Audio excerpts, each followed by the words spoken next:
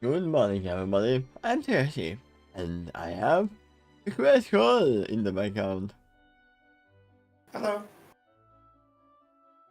And today we are continuing the adventures outside the TARDIS. TARDIS is not here. But we have Commander Brexit, who suddenly popped up. Suddenly, very seriously thinking, that's an odd timing, Commander.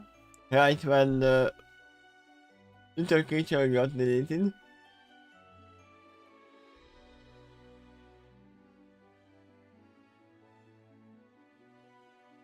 And we still don't know if he is the one who released it. But he's here. And he might be against Margaret, who didn't say anything. Or Margaret did send secret messages. I think you just said that, insofar as your theory for this chapter, the name does offer you some hint what it might be about. The fact that, yeah, the commander of Varaxis had showed up, and the name of the chapter is called The Offer. Also, that conversation, he was kind of insistent about. Yeah? Pretty suddenly, too. So let's see, what kind of music do we want for this?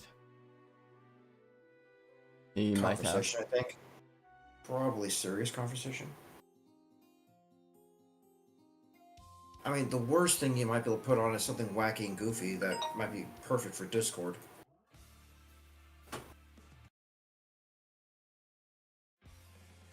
Okay, not that heavy. Yeah, it doesn't have to be a battle music either, although he is kind of a warrior. There you go. It's heavy, but the music. Yeah, when I hear that music, I can imagine an RPG a selection of options down a menu. Would you like to select fight, magic, items? And once you click it, who's your target? We can use this for now. Doesn't have to be too intense for now. We will see where it goes. Okay. Part 16. The offer. There is some silence following the commander's demand. Demand? You mean that we need to talk? Yeah. I thought there was something else that I forgot. The last word in that last chapter was ... now, and now was in bold. The TARDIS crew just stands there blinking for a moment. Until the might are torn back awake by the momentum the rest of the time. When they move, they move. Not momentum, movement. Movement, yeah. I'm like, wait, something is not right. You know what though? That is very close to the same meaning. I mean, they move in the moment. When you move, you have momentum. Yeah? Try to move without having momentum. I guess teleportation, perhaps? That. Would you call that moving?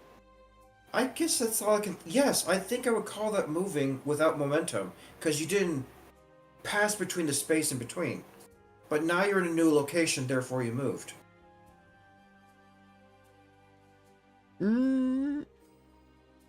You don't have momentum, but your side do have. Oh, yeah. Yeah, there's movement all the time within us. Yeah? When they move to intercept and look away from the commander. They face him and make it clear that they are in his way. Even the young members of the tribe take this as fair sense. Commander Max's reaction to this is also interesting, because both Margaret and the TARDIS crew know how easy Commander and his crew will move their way toward what they want using the advanced medical technology. But the commander is facing a dilemma, because he does not want to remove the possibility of the alliance with this tribe. No! Those who view him can see the conflicting look on his face, and he wonders the best solution for this latest impasse. I mean, the best solution would have been not coming here and let them do their work. I don't know if you've seen the show, but a scenario like this was in Star Trek as early as the very first show, where the humans by then have pretty advanced society and technology and all that, and occasionally they visit a world that has a less advanced society. And the main thing that restrains them is their own rules about firing phasers or showing their ship or anything like that that would interfere with their culture. Varaxis is in a similar situation where he could so easily bully his way through, but in doing so, he jeopardizes his objective. Yeah, I have only seen part of Star Trek, and because it was very played very late on the television here, and Ah, you mean in terms of not how in it was order. That's the worst thing you can do. I don't know if you still have VCRs or anything like that that can record the show at times when you're not normally there to watch it, but you can use the tape to watch it later. Yeah, I was a kid back then, so I didn't even care about that. Yeah, okay. Well, it's from sci-fi perspective, it's a good show. Yeah, I know. I know it's a good show. I mean, there's a reason why they remade it. Oh yeah. Add Doctor Who to that category too, because it's also been around for quite a long time. No. It has been around since the Earth began, or the whole world. If you think about that. Because you can travel through time. Yeah, they're close to as old as they are to each other, but I believe that Doctor Who has been more ongoing across those decades. You know what's funny? I think even in Sliders, another dimension traveling show, never a random blue was hidden. I believe there's only 3 seasons to the original Star Trek, and I don't think they finished the third. But in its time, it was pretty popular, and I think it was Paramount that was made them at the time. They were surprised how popular it was. I thought there was more. The fans at the time especially really liked Spock.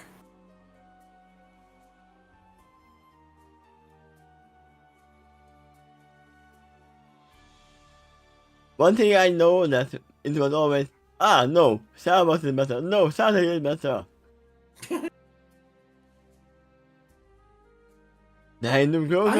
Yes? I'm not one of those people who gets the semantics of which one is better. I'm a fan of them both, and that's enough for me. Yeah. And I haven't watched any of the new Star Wars haha! Not because I don't want to, I just didn't have the time. You know Applejack is the kind of person that would insist that the apple is the superior fruit. She would fight you over that. But me personally, I'm not going to stick myself to liking only apples. The other fruits are very tasty too. I'll also reach for bananas and oranges and cherries and all that. You take the entire variety and it just makes more variety in life. And there are those kind of people, in the meantime, who are like, the new Star Wars are not actually Star Wars anymore. And I'm being of significant for that. Yeah, he's a stand-in for anything like that. Anyway, sorry to interrupt you. It's fine. Everyone knows that we like to head off in different directions. Oh yeah. Then the girl smile. She is touched by the display of the time. Or starting a conflict here isn't her objective. And there are other objectives she needs to accomplish as well. Things she needs to do. As for the question that needs answering, remember that this is just a side quest. Oh yeah, it was actually Veraxis that initially put her on it. Yeah? Because of all that? No, the main quest was to get the flower and get it back ASAP. Right. That was her own quest. It was the reason she came. And there is a bunch of detours since then, yeah. Because of that, she takes a more step forward. Place the hoof on the shoulder of the least size pony here. The no web of communication that he needs to realize. He's got here. I want to make point real quick. Very often, and I think this is true in real life as well, when you're on an adventure, this is what happens. You set out for a specific objective, and maybe you will accomplish it, but there's a strong tendency for a lot of detours to occur along the way, both in fiction and nonfiction. And I'm seeing Daring Do as a professional adventurer who's been at this for a long time is well accustomed to the lifestyle of detours. It's just part of the lifestyle. Yeah? In the meantime, just settle down. Ah, in reference to the story Yeah. that she's doing right now. Yeah. Everything is fine. And she is the decision. Because of the recent ceremony, they all perform together. They are still absolutely attuned to each other. You can feel that in lose resolve. That she will take care of this issue in the place of the rest of the time. She will try. Return, he gives her a look, and the same seems to indicate, I'm sure, we don't wish to force you to do anything against your will, and we won't tolerate any police violating the right either.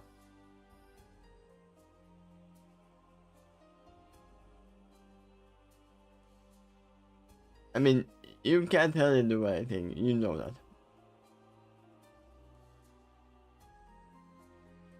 They knows confidently to the tries posing to show that she is confident in her decision.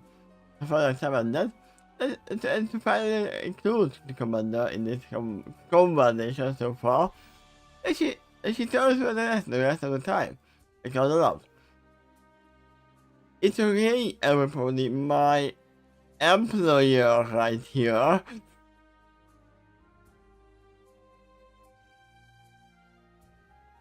Also kind of remind me of the situation I had in Rise of Civilization, I think. Wait, no, that was another challenging game. Where I was just playing normally and my friend visited me with tanks. I still had like little spears and arrows. Okay. Because I didn't rush to everything. Like, okay, if you attack now, you won. I hesitated for a moment as she realized that she needed to make a decision. What label to give the rest of her friends here? Yeah, that's the thing. You need labels. A lot of people hate labels, by the way. But in the army situation, you need them. The mentality of those who reject labels is similar to what Rumble thought about cutie marks. The idea of a label might get you stuck in a box. You're this and only this. No flexibility. Yeah, but you don't know that if you have a label, you can just get more. You can just put a new label over it. Ha! I think that's the main problem people have with stereotypes. Is the idea that you're this and nothing but this, so you can't be anything else but this. And we have literally proved that it is not true because you can just paint the two over your question mark. Or I think it is. Stereotypes especially bother people if a label's put on you and it's downright incorrect. You're judged by the standards of a group rather than the individual, and in your particular case, some detail about the stereotype is not correct. Usually it is not. There is The stereotypes are over exaggerations of what is real. I used to think otherwise, that stereotypes exist for a reason, because a certain thing tends to be true more often than not, more than 50% of the time. That, and that's why it existed in the first place. If something is often not true, I don't think anyone would be labeled by that. Or anything. I mean, it would be just, I think that he would like this because stereotype. Now, here's something else to consider though. What if it simply used to be true that a certain group of people had a tendency to be a certain way, but a few years later, that's no longer true? Yeah, that is happening. The perception might linger longer than the truth. I mean, there is one thing. People's taste and thinking are changing all the time. Oh yeah, oh yeah, and where you tend to get the most friction is when some people just refuse to change with it, to be totally rigid and say, "No, it's this way. I insist it's this way," and everyone else is wrong. You picked the wrong religion. You picked the wrong politics. You picked whatever. Um, Being that inflexible, it does have a tendency to cause problems. I mean, I'm on the side of there's nothing wrong with sticking to the norm. The problem is when you are forcing others to stick with it.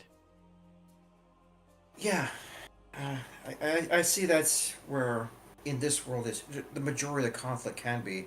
Um, There is is a bar difference of personality and how do you call it in English? National history. Not national history, but you know what I mean. nationality? No, it's Oh, what a little it's villages were always known for. Culture, yeah. That's the word I was searching for. ah. A lot of things can apply under the word culture. I actually heard students in one of my class argue against me that religion is not a culture, which I could not agree with. Culture is like a group of people that have a certain kind of way, and it can be anything. You can have a culture at work. You have a culture in a party, a culture with your own family, where this certain group has a tendency to behave a certain way. Yeah, no, religion is not culture, but it is part of a culture. So, Mm. so religion itself is not culture, but it is part of the culture of the group.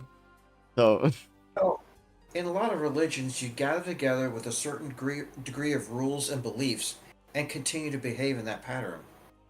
yeah, Sounds like a culture to me with an extra definition attached to it. It's also a religion. Maybe it's like more specific form of a culture. Something like that. I'm gonna bring up a very serious problem of culture. I am curious if you know what I'm gonna bring up. Well, right now, I'm not sure. There you go. Well, yeah, I still would consider that a culture. And another label that can often be attached to that is cult. Too. Culture, yeah. That's why I brought it up. I was thinking the same thing by the way. But yeah, let's continue. Because Sure. those are literally labels. Hmm. Another quick scan among the rest of the TARDIS crew. He almost said friends. And it is an apt description. But suddenly she realized he didn't want to use that label, and if to imply that excludes the rest of the time now. Why would it exclude the time? You are my friend as well. Uh, I think she was trying to uh, come up with a label for specifically the TARDIS crew, and she was about to say friends. But the tribe is her friends now too, so that could be somewhat misconstrued now. He was at her role among the TARDIS crew and comes to a quick conclusion that a lemur that had been tossed upon her needs to be more comfortably be embraced. Oh!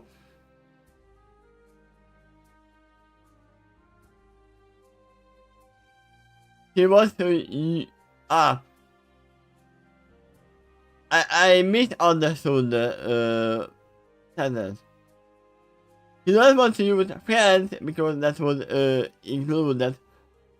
No, he doesn't want to use friends for her friend, close friend. Because that would for the mean one that she's leaving. yeah. Yeah. I know that she didn't want to use friend because the time is not friend. That's how I read it. Then but that's not how you mean. Yeah, she didn't want to exclude the tribe as part of that category. Yeah, it makes sense now. You look back and once again, that's the rest of the time. Actually, there's no announcing. My crew, yeah, that's a good word. And I have other objectives we need to accomplish as well. In other words, and other times. There are also questions we have to for the commander. And finally, in other words, we should bring calm and conflict to this time.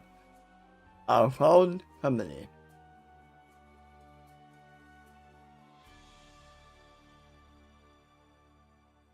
Rest of the knowledge crew plus Margaret not in the agreement. It's not in a specific film from serving. The chief Sam Mahara, by her, they're fraud from behind a wall of foliage. This actually sees a revelation, including the commanders, for he also recognizes her. His glowing passing eye gets smaller, but he has a do up to her. We, of course, are aware that you are come from another place and time. Mahara announced in a sailing tone. We are also well aware that you will need to return there someday. When you do, remember us. But wherever you go, and whatever you do from now on, you can accept wisdom and the spirit of the time in you. Always remember that. Also, oops, we actually used not temporary ink. So good luck trying to describe it to your daughter later on. While you have a tattoo. I mean, I actually heard that was a thing at one point. That someone wanted to have a temporary tattoo and they accidentally used not temporary tattoo. And there was a whole big lawsuit about that. Well, I don't know too much about the subject, but I know the two categories that the permanent kind tends to be like etched into the skin. Really fine details about that, and there's certain tools required for that. But for a temporary tattoo, it could be like a sticker you slap onto your arm, and it's just, and you do that in a few seconds. You peel the sticker away, and the paint is right there on top of the skin, not within it. So it will fade within a few hours. Yeah, but there is also the typical, what's it called, the handle, I think? Which can be still applied on the skin. And it's lasting longer than just a slap on tattoo, but it comes off with time. Okay, that's something I was not aware of, but not too surprised about it either. I mean, because my skin is very sensitive, I can't even have a tattoo, so it's fine. Okay, yeah. Not like I would have one, so. Definitely, something from the great. I mean, what they have, like, literally, they have just normal paint tattoos right now, so. I would assume that's what they have. I assume that the tribe doesn't have a tattooing station. I mean, they the might same, wait. No, they might have because they do have permanent tattoos on their body. yes, I do think they're capable of permanent tattoos. When they do, I'm tempted to call it a design similar to what Sakura might have, but very likely it's more than that. I think they can also paint elaborate pictures too. They're just that good with it. And they want expressionism to stand out as much as it can with these pictures. Oh yeah, I I haven't even quite got into my head that they call it not a pony.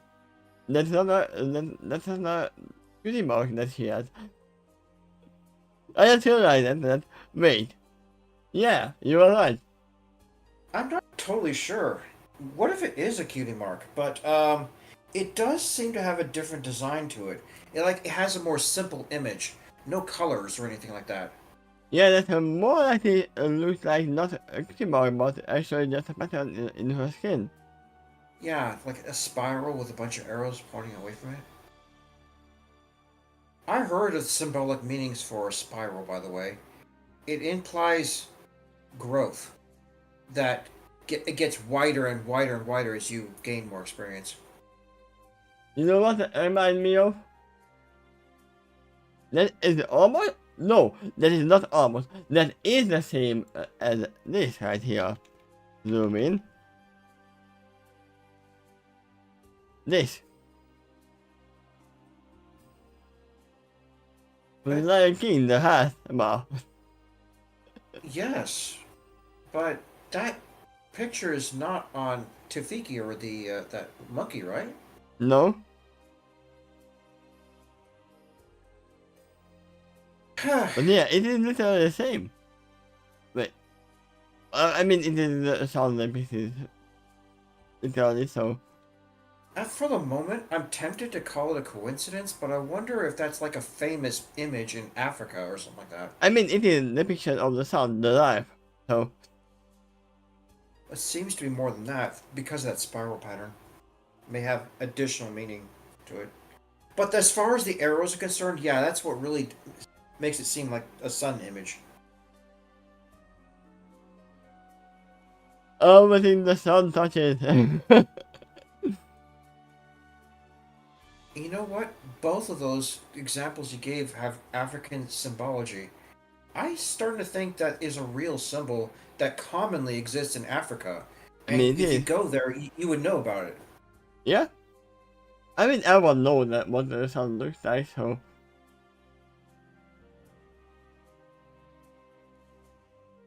Absolutely. So sort of been full of agreement.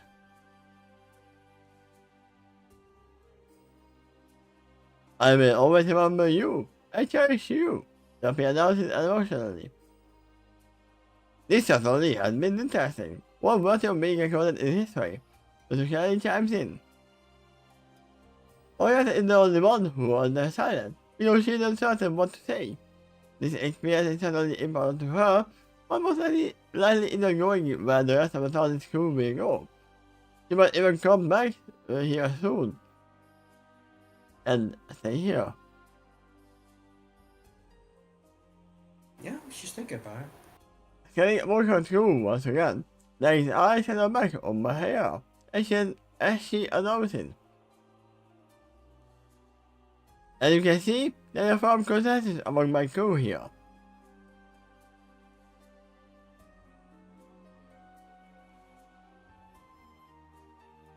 Wait.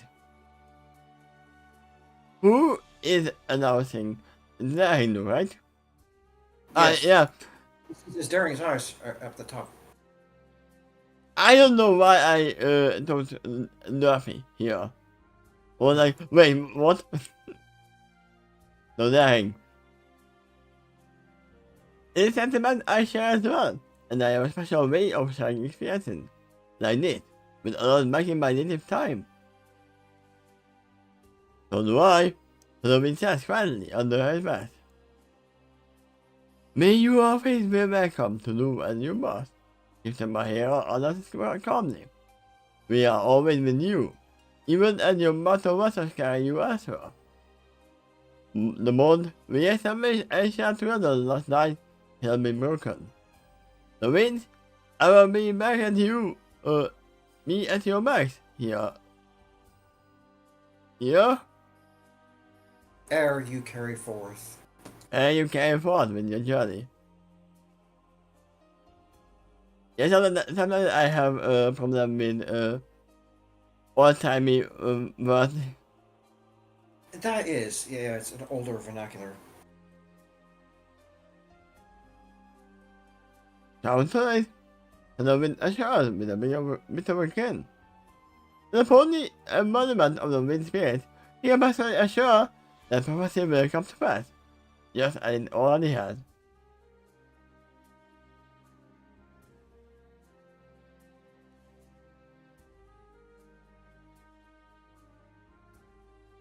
That was something the Tauren in Warcraft often like to say if you talk to them. Winds be at your back. So we have this right here. We are now brothers.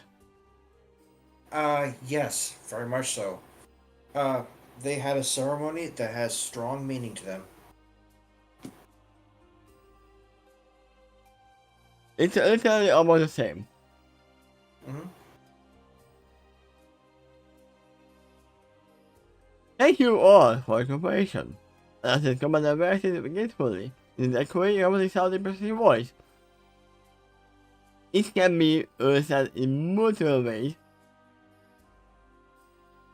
Literally that I could kill you all right here if you didn't cooperate. But he doesn't want to. It was never my intention to bring conflict to this time. Then why did you come here? In fact, it has always been my hope to have prepared you all for it.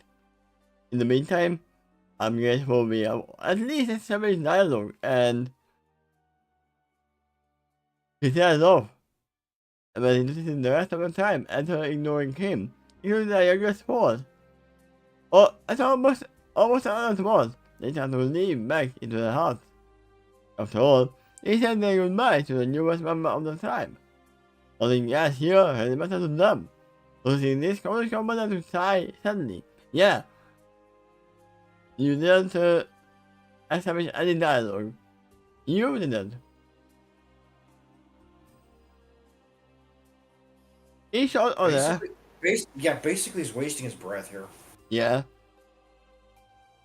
He shot order. Wait, what was that holding name? Wasn't that in the team where they left for Now, you're talking about the washouts, right? The ponies that were in the Wonderbolts and washed out and joined Lightning Dust's team? Is that... if you're referring to that short pony there, then no, his name was Short Fuse. No, I told you that was in the team where they left for the new continent in the past. No, wasn't anyone by that name. I don't know.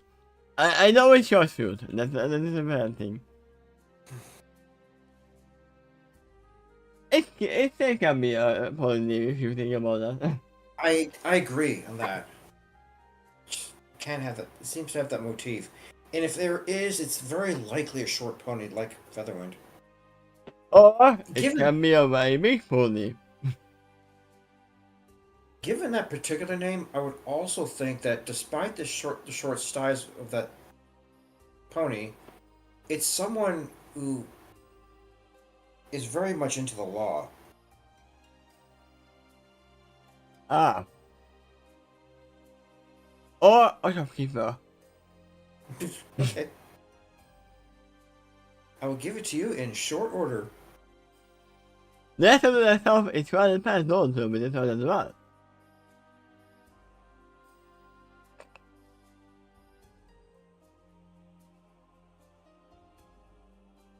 The carry almost moves to send the woods and the affection of the tribe who lives from the newest chaos beast. As your intention though, they obviously smiling to who from in the carry's direction and said, No, even me. They will hope for this. They have to know what the killer beast can do in order for Versus to have at least a chance of getting into under their skin. Okay, perhaps then counter object by saying it is no other affection they are suffering from. Maybe I should at least take a look. Yeah, at least take a look at Daring. Wait, was Daring or...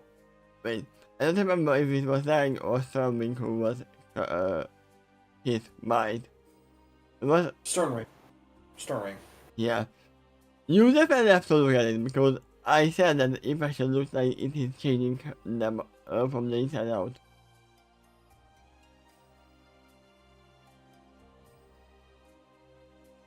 It's what to do, no harm. Like about the reminder to Kelly. Like you're affecting the patient's will. But it's not. This is literally one of the three rules of the robotics. You can't harm humans, but what do you do if the other humans are trying to harm the other human?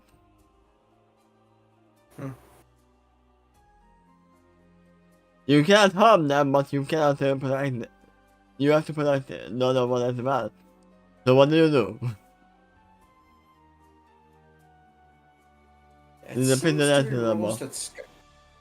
Seems to be rules that Skynet's not been following. No.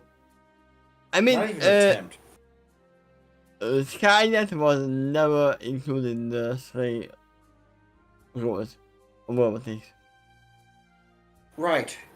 From what it sounds like from their storyline, Skynet was a computer AI designed for tactical combat missions. It was a military computer from the start.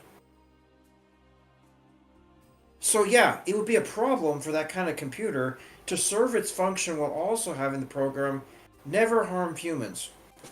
Yeah? I guess the only thing it could do then is give you advice, because it can't implement any of it if it had those rules locking it down.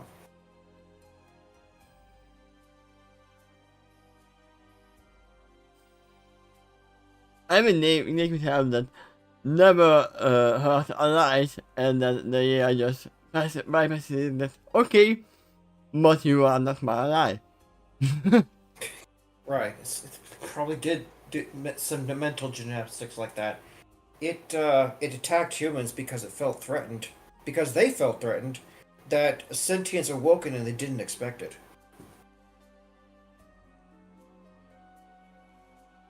Also, I'm not hurting humans, I'm just killing them. Semantics. Don't you any passage that's found in Luke over and the rest of the time, and she watches them continue to recede away. They probably can still hear this conversation, and yet none of them are turning back and asking for her for help. This includes those who suffer from the affliction. They are either assisted or outright carried out by the others here in the tribe. None of them even glance back at her. That is a very strong indication that they value their independence and self-reliance. And you have to not ignore that. But you carry a long bath. The stab of the lollipop which is signed in their mouth. Or they might be just American and they don't want to call the ambulance because it would make them bankrupt. I have heard that it is really bad in there, that some people literally don't even go to the hospital because they can't afford it. Yeah. There's a few other people here that might have objections for other reasons too. Like they feel uncomfortable around a hospital, or they don't want to admit to weakness, not even to themselves, and just stubbornly refuse to go there. It's like, no, I'm not sick. There is some others that have a religious rejection to hospitals. Yeah, like here, most of the time, health insurance covers it. So it's not like, oh, I don't want to call the ambulance because I don't have money. In here, if you are injured, you call the ambulance and that's it. Yeah, as a culture, I've noticed that America has been highly motivated by greed and ego. Um, that said, they have a lot of resources in this country, and it's at least the veneer are pretty clean. I mean, like the streets are clean. People tend to stick to the lanes I mean, it when they depends drive. on where you are. So Yeah, it is in every country and everywhere. There are differences in between stations. yeah. America's pretty big. If you go across all of it, you won't see it all neat and tidy everywhere. There are ghetto places here too.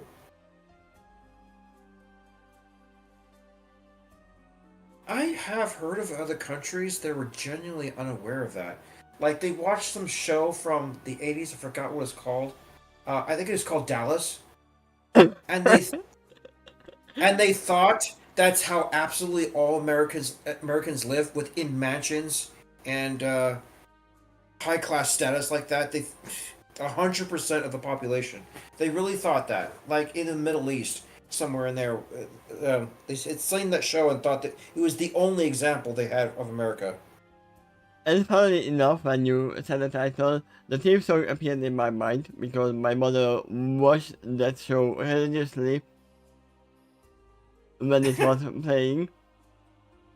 At least you know what I'm talking about. I'll tell Yeah. you what, I haven't watched the show, but I am aware of it. I have watched because it was literally always when we were having dinner. It was always on. Grandparents, my grandparents watched it. Yeah, they were fans. It was literally that we had when I was a kid we had a time that we are eating this time, and it was literally the time when the dollar started, and the TV was always on then. So even if I don't want to watch it, I still heard it. Speaking of cultural perspective, here's another one that might amuse you. Although perhaps the reasons may be a little less clear, so maybe it'll just go a little bit over your head. I had an oceanography teacher back when I was going to community college, who is a surfer, by the way. He's a very good surfer. Um, who mentioned that when he lived in other states in the United States, everyone else thought that Californians surf their way to work. I would watch that, but that's impossible, kind of. It's just that California is so well known for that aspect that they just take that concept and apply it universally.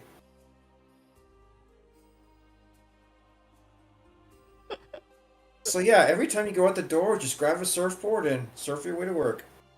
You know what? If they had powers like Halloween, it would be possible, but they don't. That or maybe something like hoverboards, hover surfboards. Yeah, That'd be cool.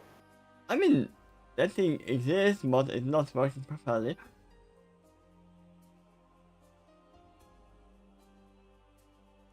But yeah, it's like I'm saying that all rich people are going to work with on the helicopter. And that is still more plausible than the going on surfboard.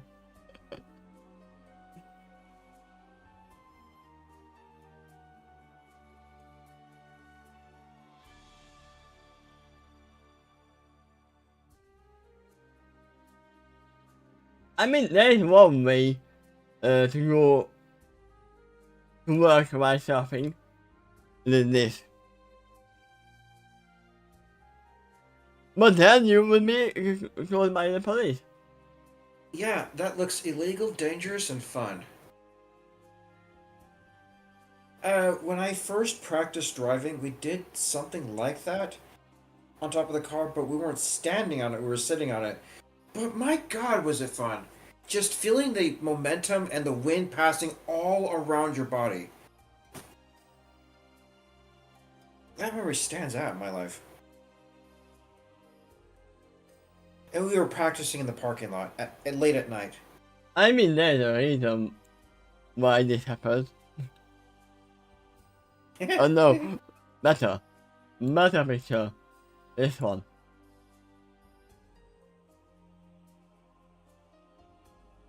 Well, yeah, I noticed that's common behavior for dogs, but another potential factor there is, remember, they're very keen with smell, Yeah. and sticking their nose out of the window may, it's like exposing them to a rich tapestry of sensation when it comes to scent.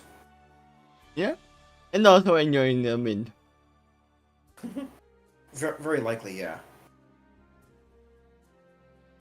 That's exactly what that picture looked like. It was it closing his eyes in pleasure and like saying, "This is nice." I mean, we can argue that it might be because of the wind pressure, they close their eyes as well. Eh, that makes sense.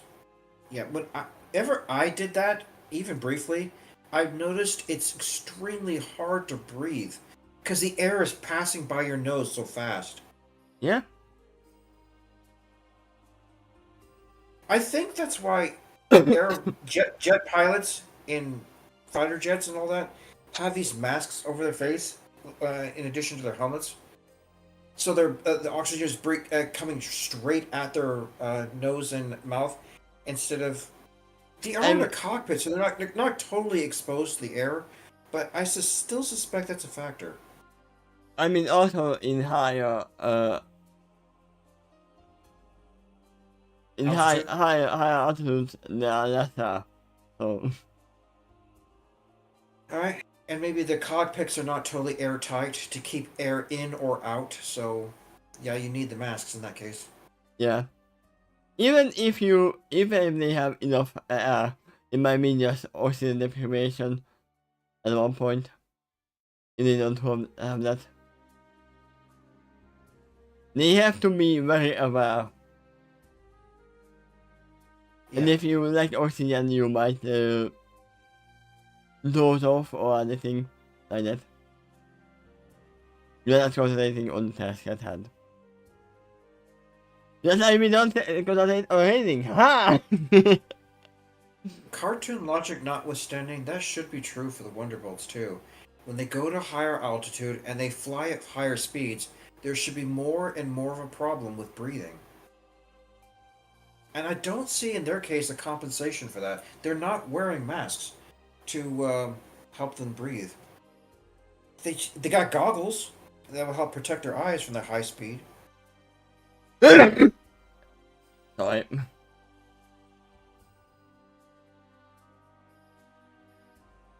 There you go.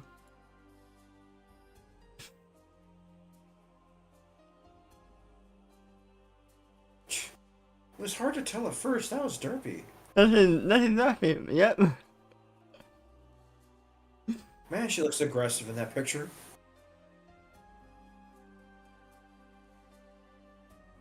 Well, yeah, let's continue. Sure. This guy has a long breast at the top of the lollipop to his side in the mouth. He knows she wasn't in this for them to get eaten by her, and they don't want it. And they seem confident they can handle this on their own somehow. From a socio-cultural perspective, she finds this attitude noteworthy and worth recalling. What it is like to really be standing here among the ancestors of the Asian history is finding out firsthand. First who right now? It's a narration. I know. I know. Yeah. And to the extent, what is showing her? Well, that's cool, that's Margaret. Looking back at the Roman vaccine as he, in turn, gets him back to the portal with a reminder of his request. I mean, at one point, Margaret might join the TARDIS crew. Yeah, it's possible. She'd be interested in that too. She was already fascinated with them as time travelers. So just imagine going one step further and actually doing it herself.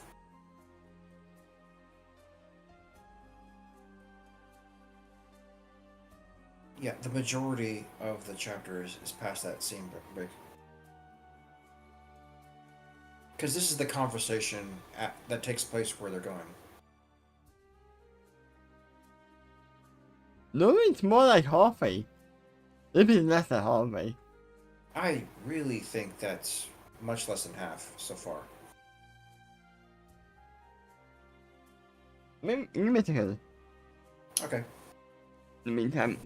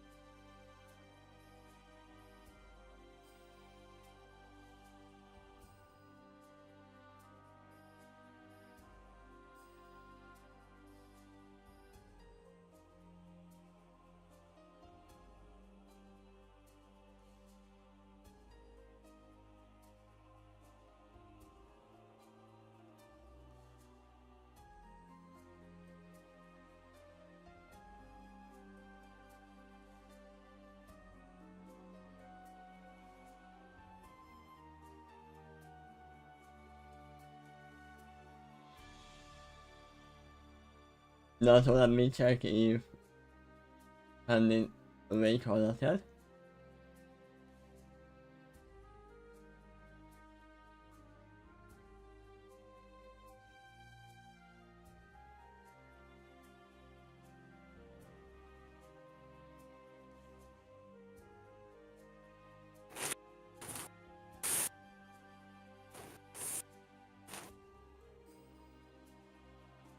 I don't suppose you ever heard of a concept of a cooling blanket, have you?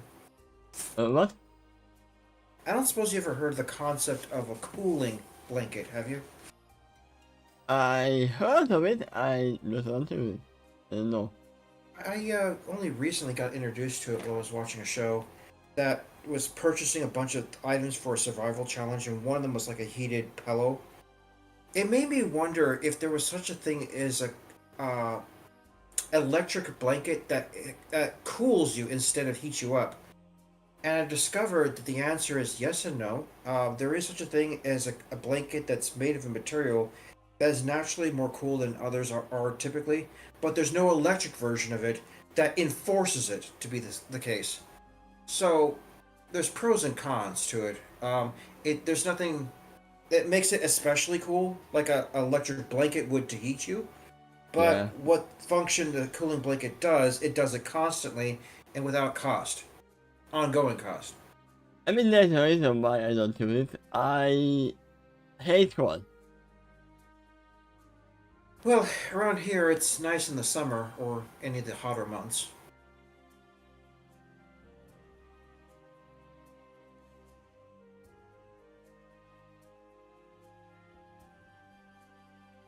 Anyway, are you ready? I am literally about.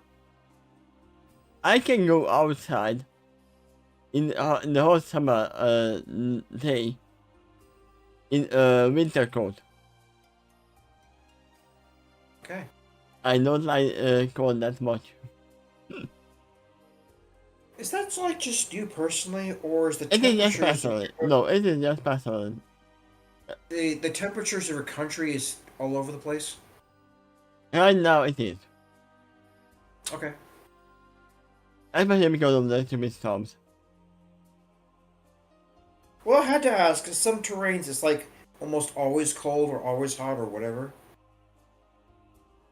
No, it is Mediterranean there, so it is changing. Okay.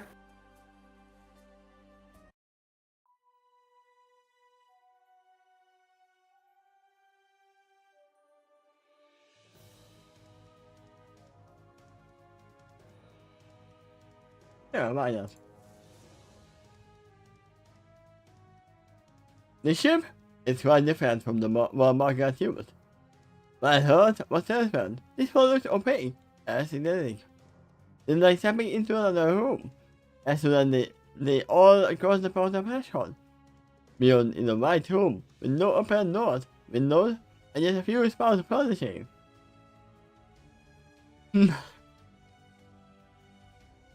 Really familiar pattern among the Magi, huh? Yeah? And yet, Dr. Kelly said that herself, that it tends to be the default state of all the holographic simulations in her society.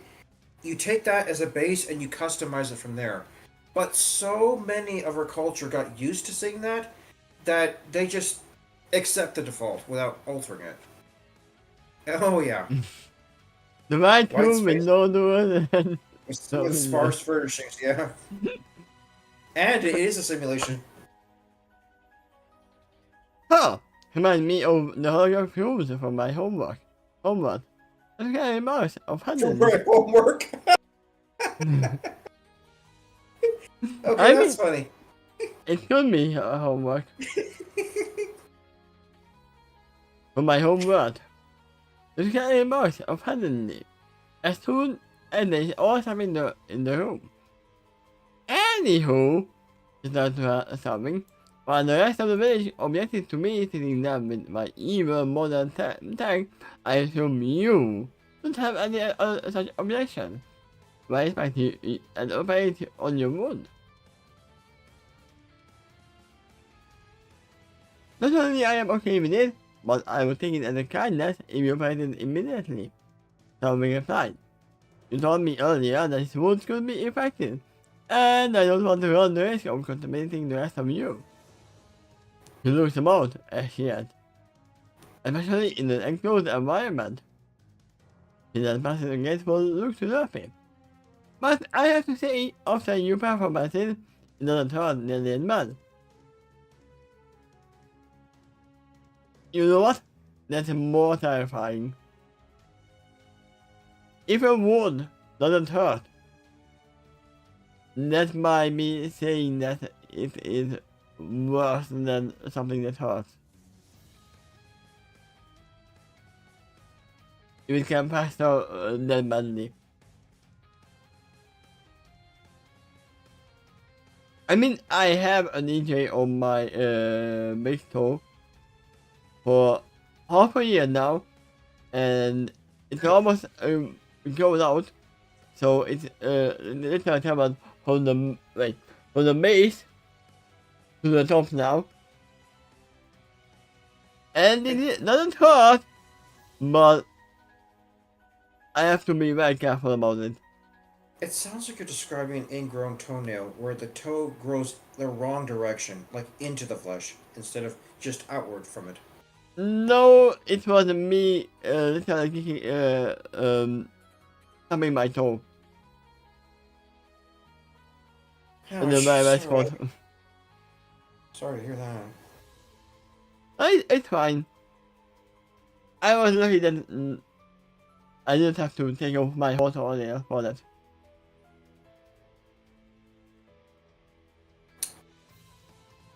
I don't know if maybe that's better than the scenario I described. An ingrown toenail is a genetic problem. That's very hard to fix Oh, in a permanent way. genetically speaking, all of my toenails are going like this. So that's a constant worry for me. So Okay, well, at least I heard a solution is pretty simple. You just have to keep clipping it short yeah. before it grows in the wrong direction too far. Or you have to make it go over your threshold of the skin. That's the other If thing that, you can do. I don't know how, but alright.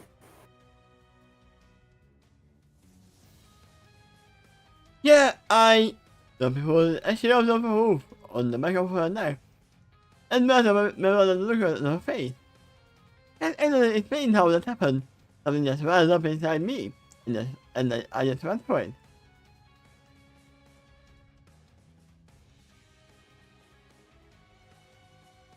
And I mean, I was about to say something, but she's nice looking and Commander Jackson. But it speaks up.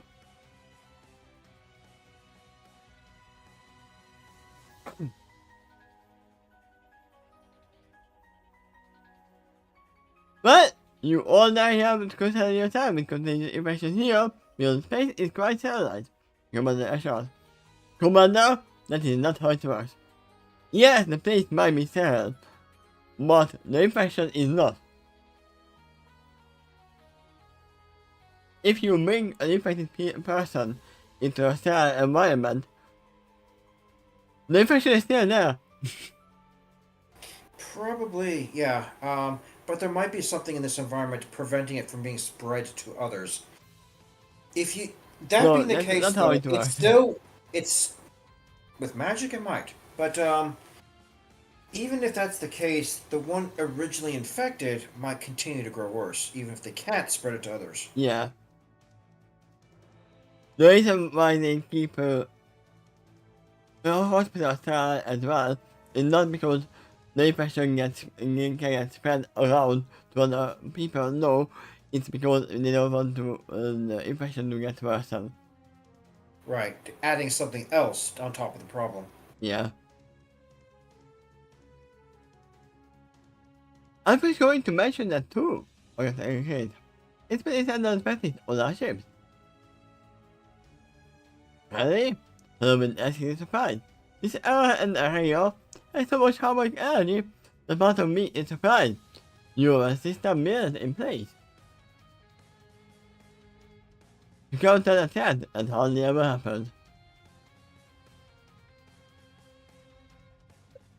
And I'm laughing at the chat. My friend just said, anywho, everyone will be evil.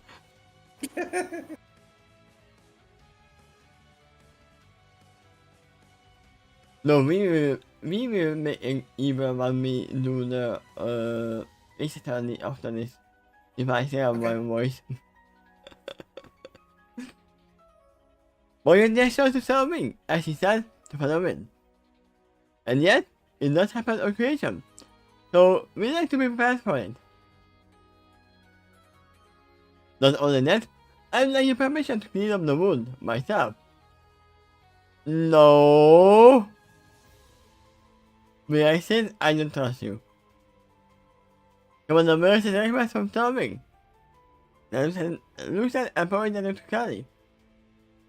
And I want you to watch. Maybe you scan the wound during the healing process. So therefore this is I'm trying to make a specific point in this demonstration.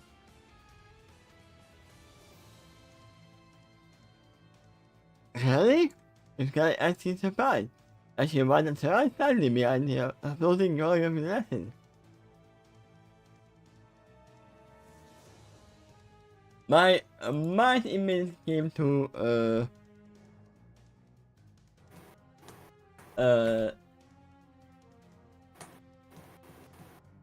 another film.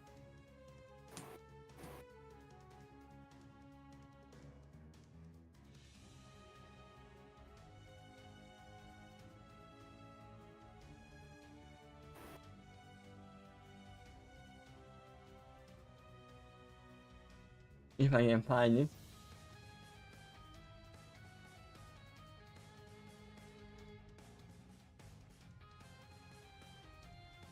The problem is that they have so many films together that I don't know which one it is. And I don't even know the English. But if I bring up this car, you might know what I'm talking about. If you have seen that movie. No, but man, does that kind of look interesting.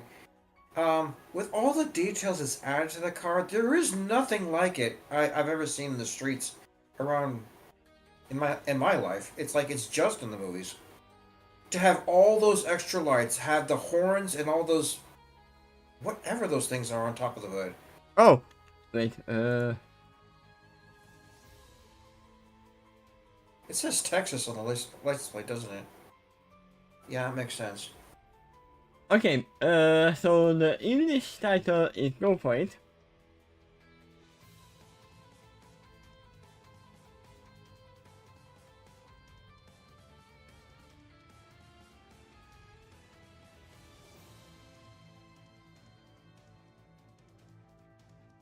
I don't know what your point is about bringing up this picture. In this movie, they got implanted some worms in their mouths. Oh, okay. That sounds unpleasant. And that means that you haven't seen them. Yeah, I've not. Last movie. And they are running away from some mad people. Okay. My point is that Reaction is gonna have complete operational trust in here, even though that the guy is there. If he starts operating, putting a bomb in it, he can't be able. She won't be able to do anything if it's already in.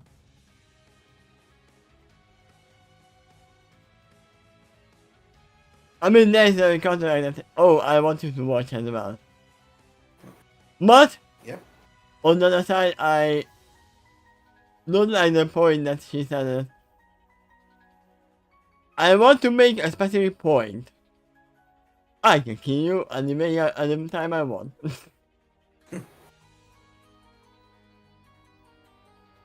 Something else they complained. But, I don't care which point does it, so as long as some point does it, right now would be most preferable. They thought, and I mean as its large friend in concern. Well, put it this way, it doesn't feel cool. Yeah, I know that feeling. So it hurts, but then her expression softened. It hurts even less ever since the happy song, but I was still plan to get into ASAP. As soon as possible. If possible. Right. Oh! About that. So we may love the points when the citizens come and races pulled out of right device. That is met in anger.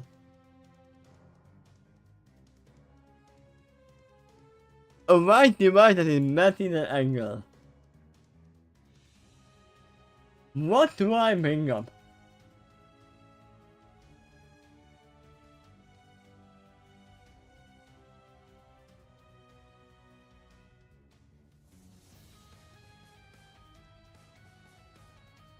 There you go. It's a right device that is met in an angle. Interesting. You know what I'm saying, right? I'm not totally sure, no. No! You don't recognize the Pentagon.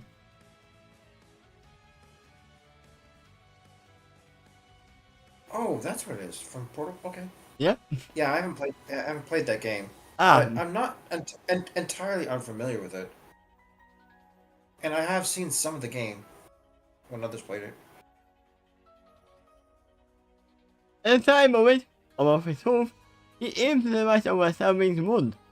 Before another 10 minutes, he never waits for those scans nose to the door. The scan Salving's wound. At that point, Commander pulls some kind of trigger, which goes to the end of the device to emit a bunch of random and spinning colors.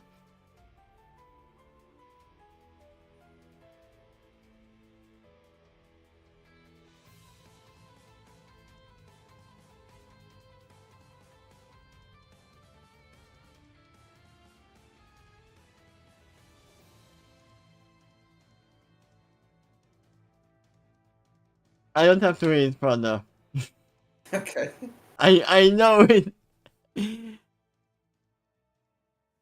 It's a bit interesting to look at, but Father managed to shake himself out of the sand and continue his point.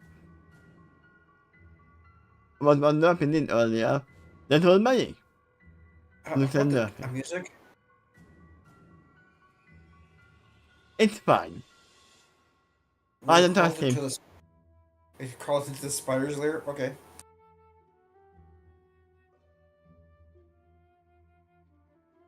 Which in a way operates similar to Dr. Sonic's Hammer, except way less technical.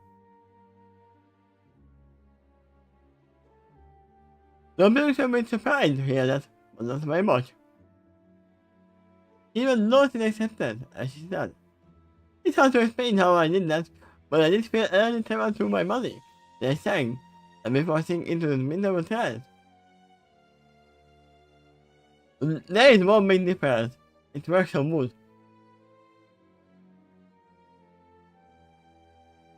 How would you know? Let's find some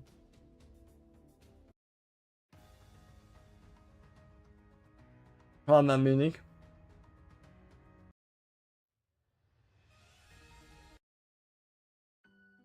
There you go.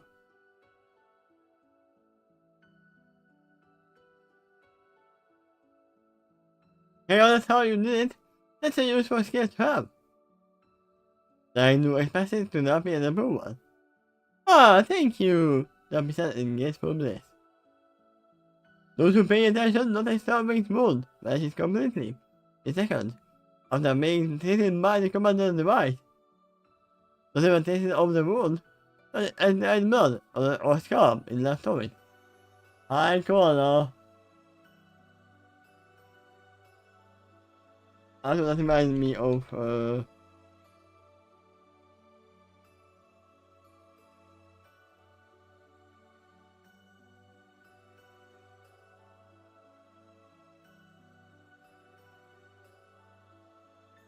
As we read that paragraph, I was being reminded of myself how that wound healed, exactly what he's doing. like this. Something's blurry about the picture. Could you zoom it a bit? Okay, what's that guy holding? He really is blurry. With whatever he's Yeah, holding his and hand. the whole image is blurry. For some reason.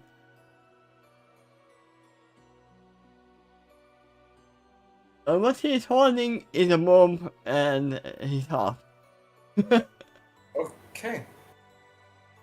Well, I think I see the bomb just fine, and I suspected it was a heart on his other hand. So you have not seen T-Protest thing. I will show you that after the stream. So you will know the reference. Do I know Lionel Messi?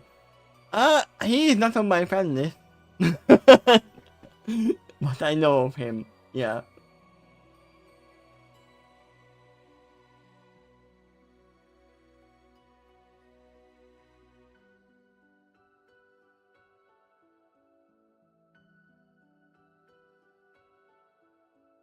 God, that game is Roblox is so popular right now.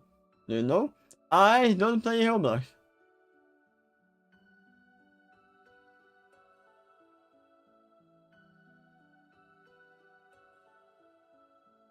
But I believe it.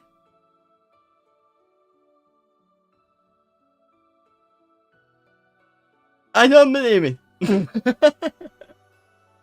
Funny how I had it after I said it. I believe it. He disagrees with you then. The girl is saved in surprise that she killed. But this can be a coincidence. I have seen too much other evidence of this effect. He looked at the commander, but returned her gaze with a sure look of renown. What is it? Like asked Dr. Kelly. I recognize the tag. Dr. Kelly explained by still giving a surprised look at the commander. My old race uses these things back where I'm from, and we have been using them for ages. She lowered her eyes at the commander, as she had a shrewd look of her own. Except, we were the first beings to use this kind of tech. There was others who used it before us. It is from them we estimated the most of our best tech from them. Best tech from. Uh-oh.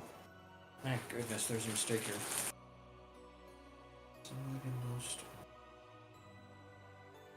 It's supposed to have an end quote into that paragraph. Ah.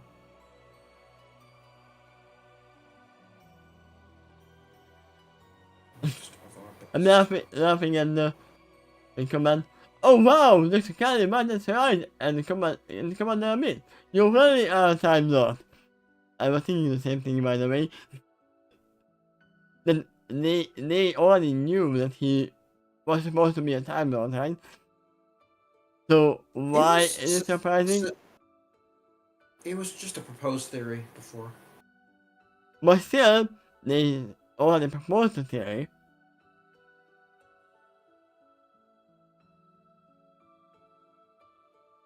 Oh, you literally had wrote the same thing here. Oh wow, the carry by the right, and commander me. You really are a Time Lord. I told you what you're saying that.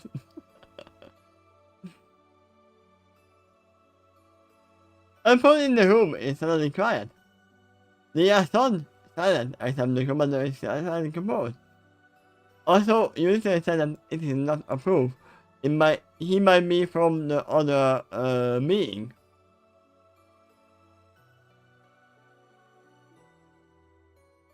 We weren't the first being to use this kind of tech. He might be from the other being, other kind of pony. Or who said that other species didn't take steal attack in as well? That could include the Time Lords, actually. Were they really the ones who originally made their own tech, or did they copy someone else? Yeah? How is my pet? My pet is outside sleeping with my mother right now. But they are fine. We only went down, have a walk in the morning. Right. Now that your mother's here on a more regular basis, they also have her to play with. Yeah? So they won't be coming quite as often during these readings. Every point in the room, every pony, not point. I don't know why I had point. Every pony in the room is suddenly quiet. They are so silent, except the commander is silently composed. Wait. Lee is silent as well. So every pony also notices how he makes no effort to enter to carry his newest talisman. Yes. Let them think what they want to think. Moreover, you already are one commander of the time war. If carrying goes on, you keep this time period to recruit more followers for your war. Since that was what I at him. Except your tactics are a bit different than what you all did to my age. Back then, you just pulled them dust and put us to work. But you are trying to get others to choose to join you. Yeah, about that technically. Your history said that they pulled up everyone. Mm-hmm. Let's say they never tried. That is the next step if they can't get them to join. I can see that if we actually see that, I'm not having any success with this, they can just start polygraphing. So I return to normal as emotions appear. I think that means you are a war soldier near the end of the Time War. By then, Time Lords not got desperate, and they did not have too many resources for each of their objectives. Am I correct? Or through the doorways, Doctor? Commander makes his comment. I can see why the Doctor was so interested in you. The living space felt in a bit of anger as he guessed. So you came to this one, and this time to try to recruit peace-loving police into your intergalactic war? Do I watch other YouTubers like Mr. Means or Actual Spin? From time to time, yeah. I don't watch Spin. No.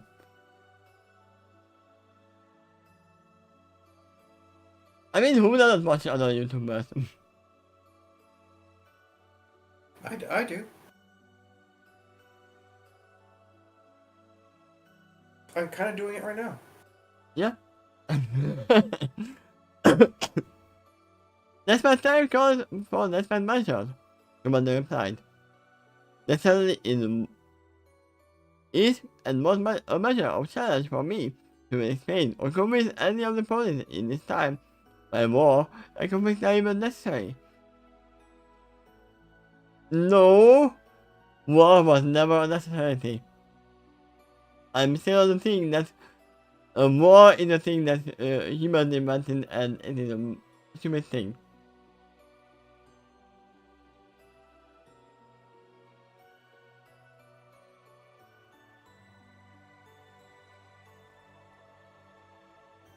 Wait, there is someone. Is it actually a YouTuber? Mr. Jingle Hogger? You might be able to infer from the paragraph above. Featherwind might agree with you. Yeah? Other motivations had come into play before I could even begin to convince them to see things my way. Wait a second.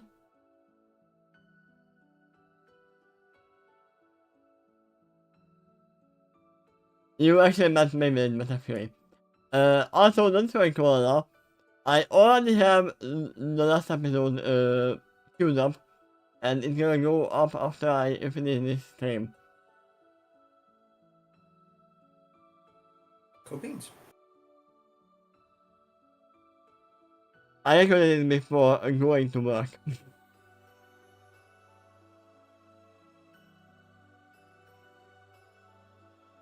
Wait a second, something exclaimed in the top and outrage. So it was you who ended and caused me. You created the problem for them to stop.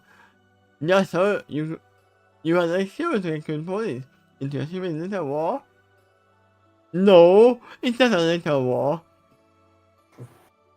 It's not stupid. Not stupid. It's smart. The smart war.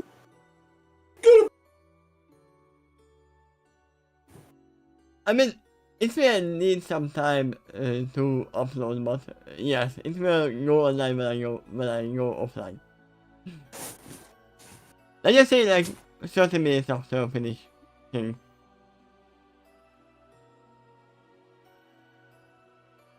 No, I'm not stupid. Commander replied, resolving immediately. I most certainly did not hear the chaos beast. But you are having us capture some of them, but remind me the commander. Yeah, I can't have the police or the Magi join me. I will just use this chaos beast as a war creatures. Yeah, try to recruit them. No, I'm gonna be a Pokemon master. Gotta catch them all. I will never a few of them to you personally, and you can store the one before today as well. We are having them contained to keep them from being attacked, so that we can study them closely. Should I bring back Mr. Blood? This is literally what they are doing at the moment. With the game. I guess, but I strongly suspect Mr. Blood is also planning to utilize them. I mean, Spread that them is out. what I Cause- said. That Yeah. Commander wants to do with that as well. With the, not for kills, but for more. God, you know, the Chaos Beasts really do have a lot in common with the Grim. Yeah.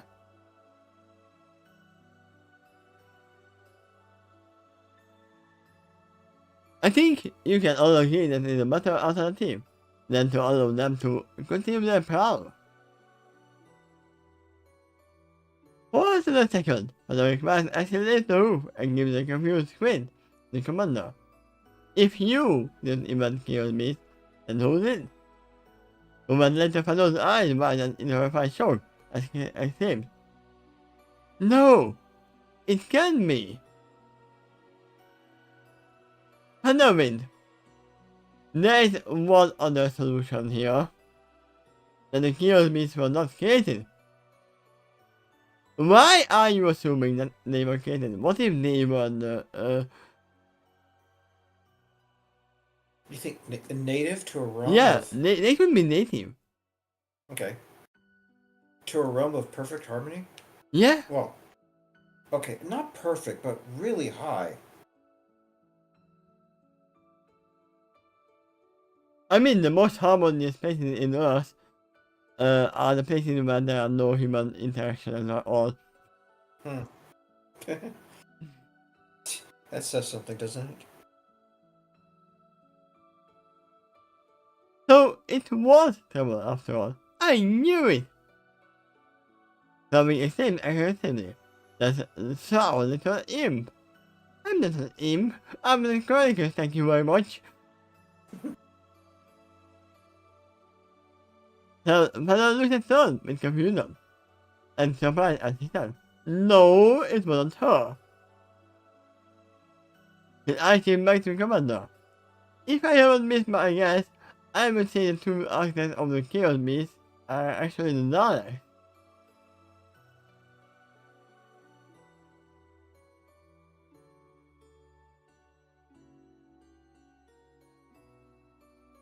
Did the Daleks ever create life other than themselves? Yes. That even happened with the first Doctor. Actually was on Earth. In the same arc where Susan, his granddaughter, departed, the first companion to leave the show. This was a version of Earth, a little leaning towards the future, where the Daleks had invaded. And one of the threats they encountered had someone made the claim was a pet of one of the Daleks, which was large furry thing that liked to eat stuff. Yeah, I haven't gone that far in the And I process. believe there's other examples later on of genetic experiments done by the Daleks in order to weaponize something. Whatever they do, they try to engineer things to be specifically hostile to probably all other life except for Daleks. They Captain Kim. If you know what, if the dogs could, they would. With one exception, they might try to tweak the Grimm so that they don't harm the Daleks.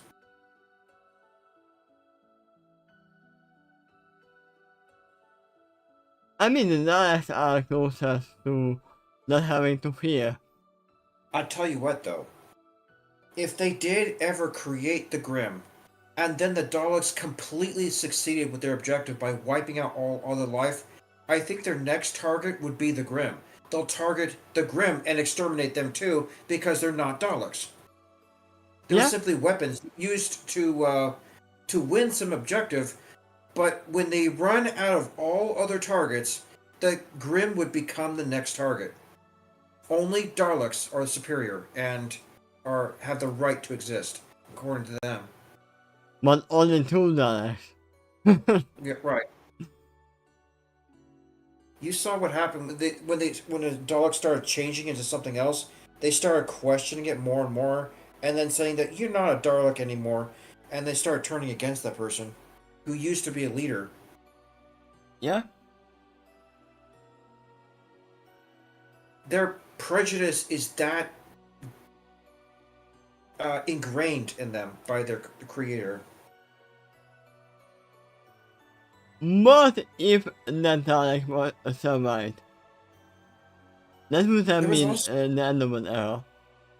As far as Peter Capaldi is concerned, there was an episode where he tried to rescue a Dalek that was starting to kind of show redemptive qualities. Although he was also skeptical during that time. what he discovered eventually was there's something inside the Daleks that prevents them from feeling certain kind of emotions that would allow them to grow in a more positive direction. And it probably holds back their memories too. That's what keeps them hateful and prejudiced. They really are um, genetically and mechanically designed to prevent their growth in any way beyond their base design. I mean, what we learned that the main reason why they are keeping evolving is because they hate the Doctor. Yeah, he's just been so effective for such a long time. We know if the Doctor wasn't there, they would just be stuck in that little planet on their own and never left it. I'm not sure if that's true. If you continue to watch past the show, you may have realized that they'll just continue their invasion somehow, regardless of who's there or not.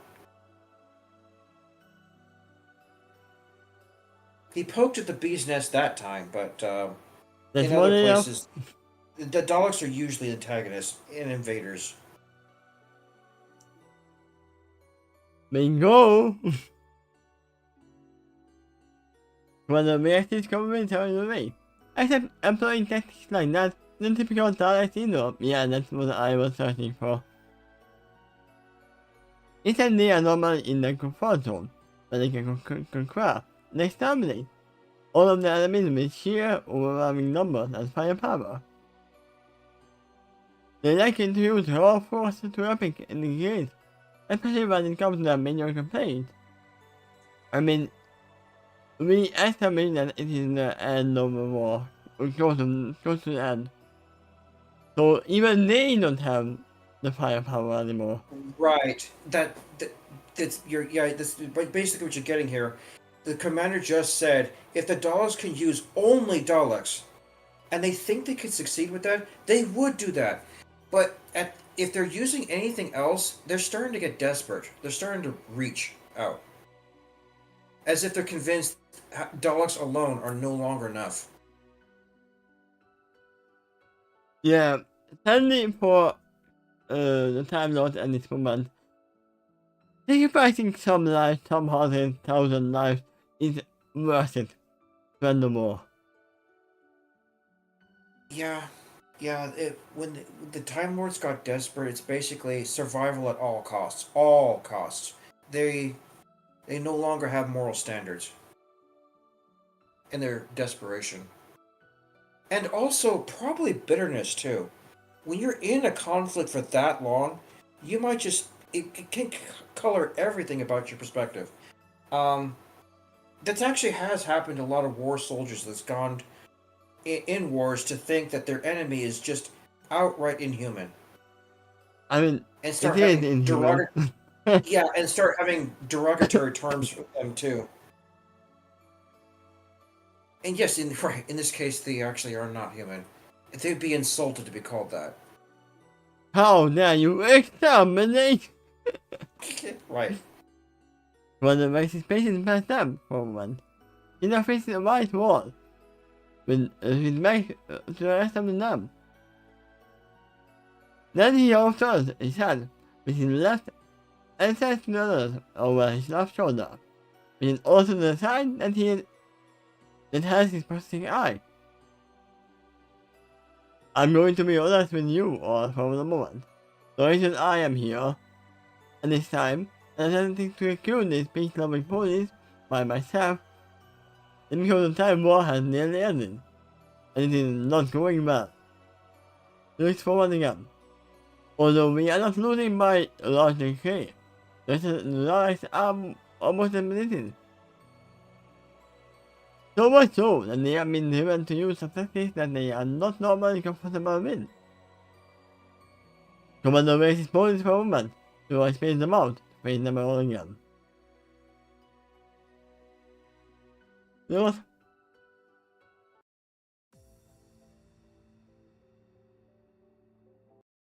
I feel like it's clear by the dialogue by now what kind of mood we're looking for in terms of music. For the most part, this is a pretty serious conversation.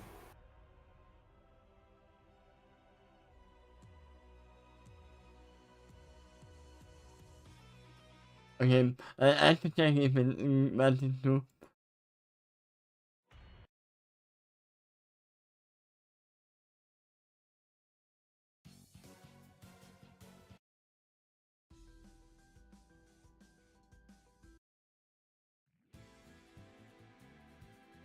Hmm.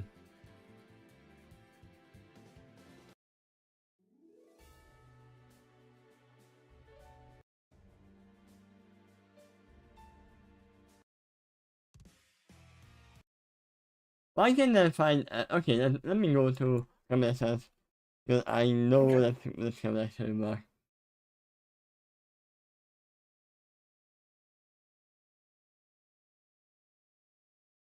Are you opening a different tab or changing the current tab? I'm changing the command. Okay.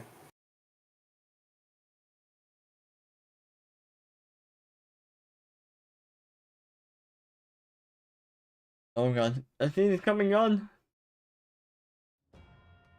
There you go. That's more like. In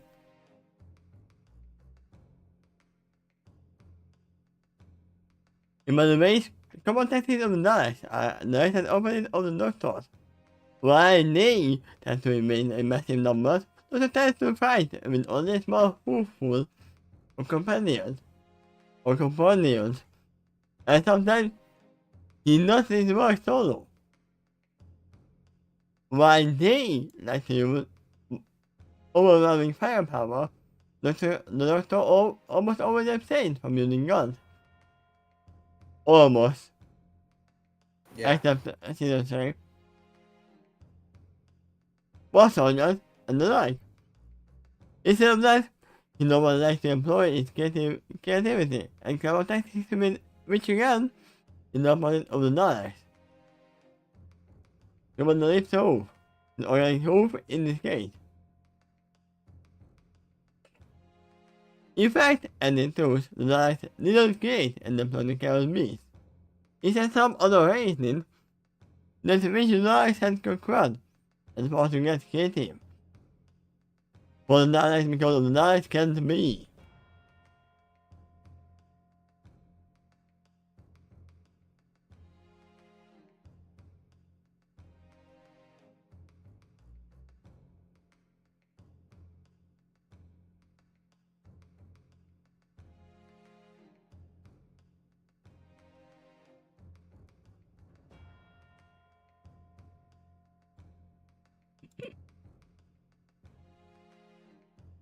If you know, you know. I definitely know. I've actually watched that many times. I even watched a version of it where they say the opposite of the statement of the whole thing. Ah, Like, what's your favorite idea was changed to what is the worst idea? trying to face knowledge. In fact, it was not the case and I had Yeah, next paragraph. why is that? And I asked somebody curiously. But I mean, why can the knowledge come up with something like that themselves? The knowledge of new engineers hate themselves, Commander said. They are created by a mad scientist who was judged against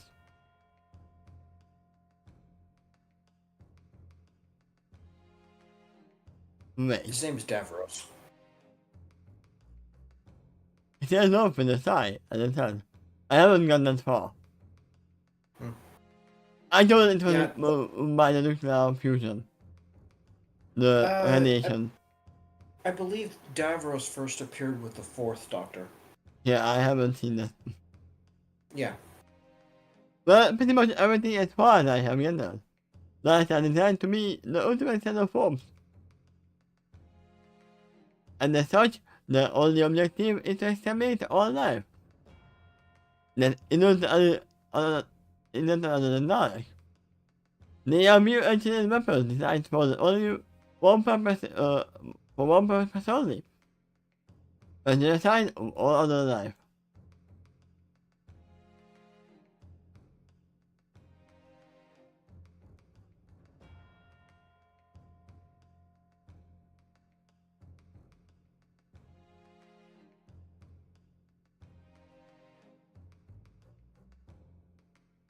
For this, the ultimate xenophobes, he took offense to that. Xenomorph? Okay. Yeah, they're pretty xenophobic.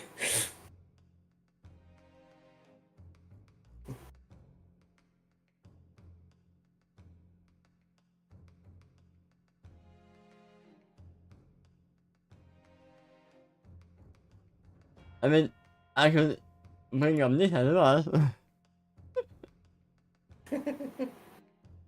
I played a little bit of that. This reminds me, I still have to play the sound one.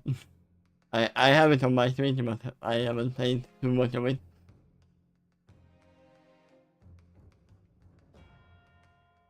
Why? I mean, ask in astonishment. Because why not?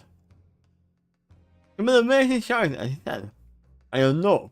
But when I use the term mad scientist, this can not a creator.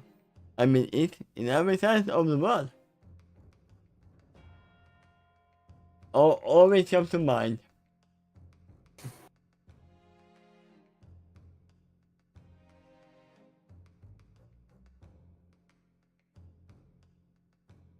So, both crazy and angry.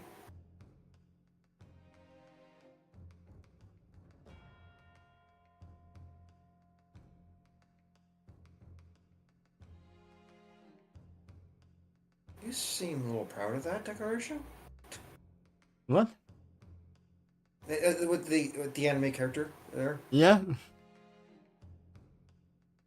Oh, you don't know him. Okay, that's fine.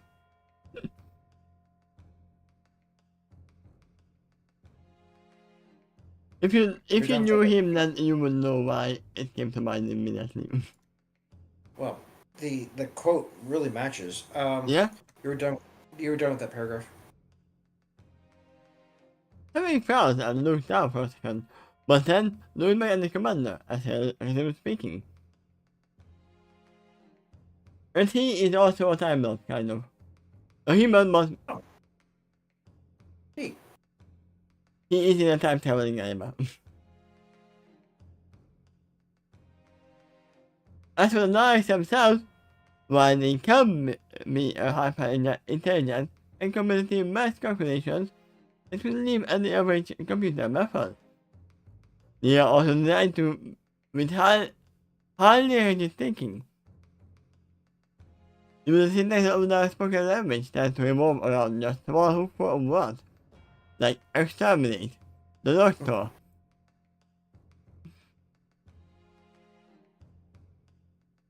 They are not meant to be creative, because a creative being can question one's own existence, purpose in life. By design, life don't and truly can do that. It's a need for their intellectual purpose without question. That kind of reminds me of Rumi, when they try to stop all art and all creativity because creativity can spawn emotions which the game are drawn towards. in that case, since you say that, Davros would agree with you. But then it is different because now I can just turn it off. You just can't think creatively. But with a human, you can just stop creativity. Could bring up the "Don't hug me, I'm scared again." Yeah. Mine is being creative. How do you get the idea? I just try to think creatively. I mean, that's why in Rumi they all have the names of colors. Okay. Because after a big war, they stopped the stupid thing that, you can be creative.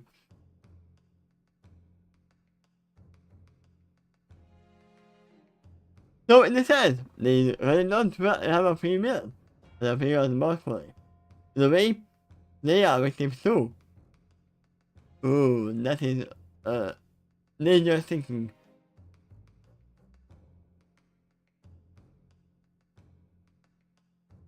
Basically, wait.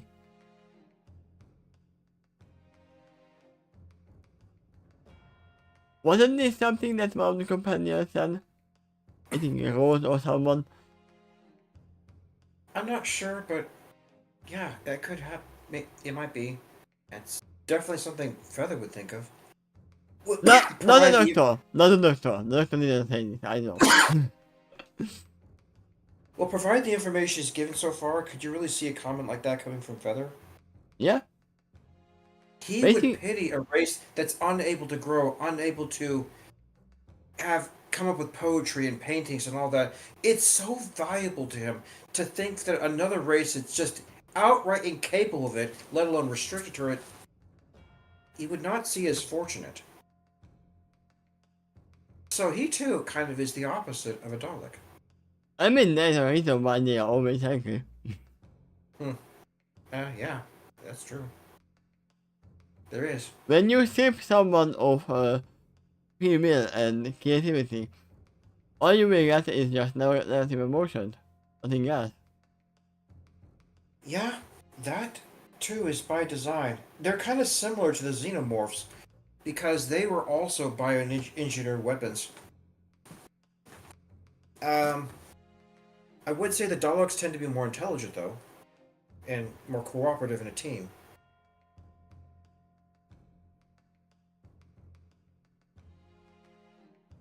And it used to be they had a long problem with stairs. And yeah, This is how no it started. creativity, no dreams. Everyone must be the same.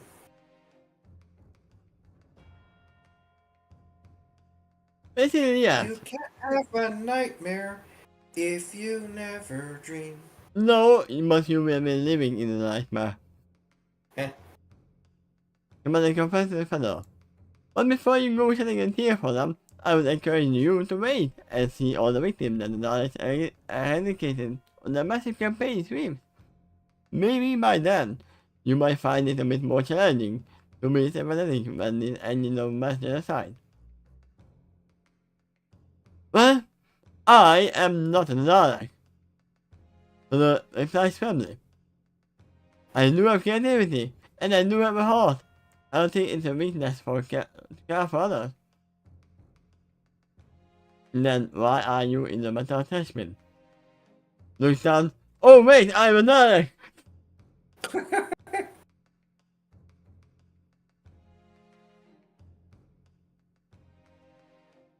Commander can't have what's Commander reply. After all, it's hard. I mean, harder so many times over after so many years of very metal of surrender. Hold on. Nothing is bad. As she drives in the air, to get her attention. Which she had to do. So someone didn't see the chaos beast, but I seem to survive up already. They all have random forms and abilities. Also, if someone is innocent of the creation, why did you blame her in the first place? Yeah, wouldn't it have been easier to bring on the Daleks? Even for the track people. Just said, yeah, it's the Daleks, and that is your enemy. Yeah, right now he's claiming that it is the Daleks that created the Chaos Beast, but he said to everyone else, "No, it's trouble." I mean, So the Daleks are trouble. you could see why. You could see why she asked. Stern is so surprised that it's not trouble that it's the culprit behind that race. Hey! I never said it's trouble that made it. I said it's trouble. Right. Exactly.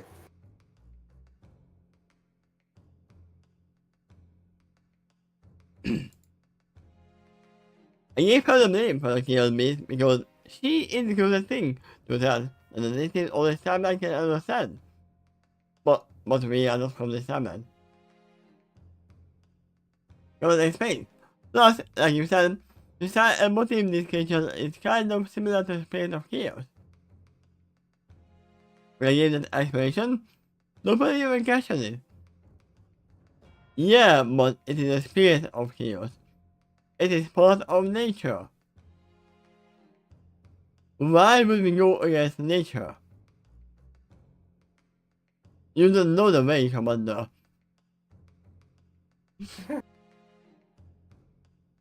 It was so much easier for them to understand rather than explaining that I, the Daleks, and the Chaos Beast came from another world at the time period. Understanding the mere concept of war by itself in all their saga for this police, instead of adding all the extra layers that to the story.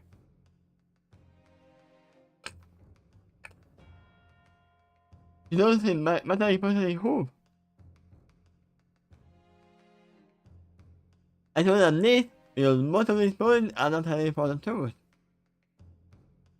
Yeah, but they are heading for war, right? No, they're not, but he was trying to get them to that point.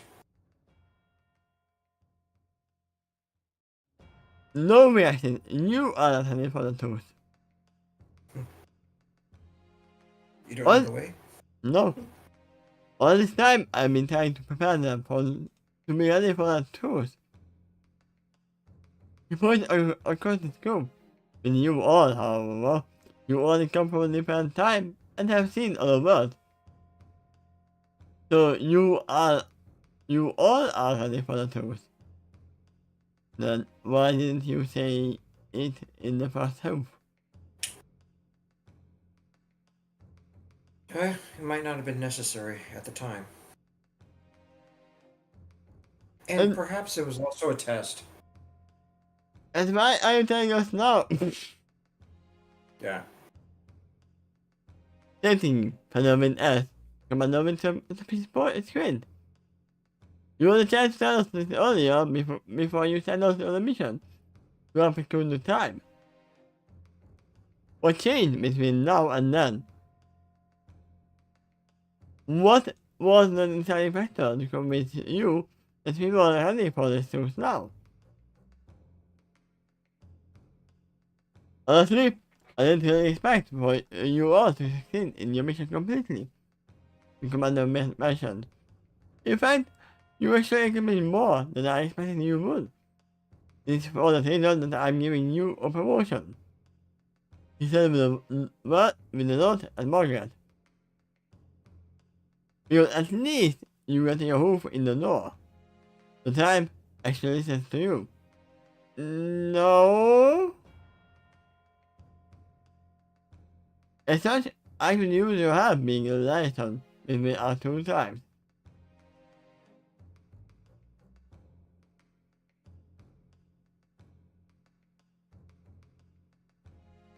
You know what? You know the stupid pyramid teams, right? What? The stupid pyramid teams that, if Okay. you get 2 more people in, then you get a share. Okay, I get it. Yeah. What about it? I always was like, no, shut up.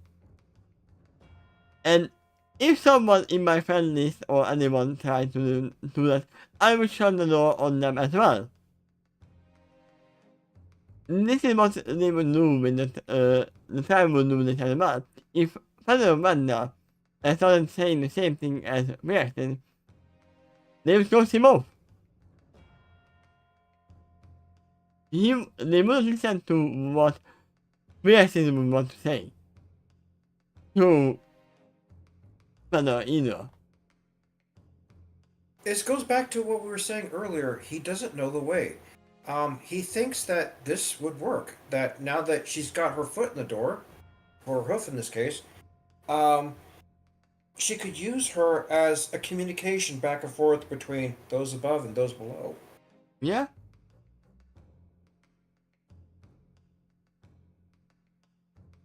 But think about that for a second before sharing and saying. That sounds fine, and I do not expect or want me to establish anything that would be against the will. They are firm in the ways for a reason. If I were to try to convince them otherwise, then they would no longer listen to me either. Morgan literally said what I said. Right. She's learning the way. No, let's not push them too far. The one that agrees with Morgan. And then you get them to talk to us. That alone is a victory. Without open between us and the people motivated by open operator. Hold on, they said in the objecting tone as she lifts the ring in the halting gesture. So let me get this straight. She reports her ring. If she didn't expect us to successfully kill this opponent into the war, then why did you send us? Bottom line is, it was a test. Commander explained. Honestly, the Doctor and I really don't see eye to eye on many issues. Yeah, because I only have one eye.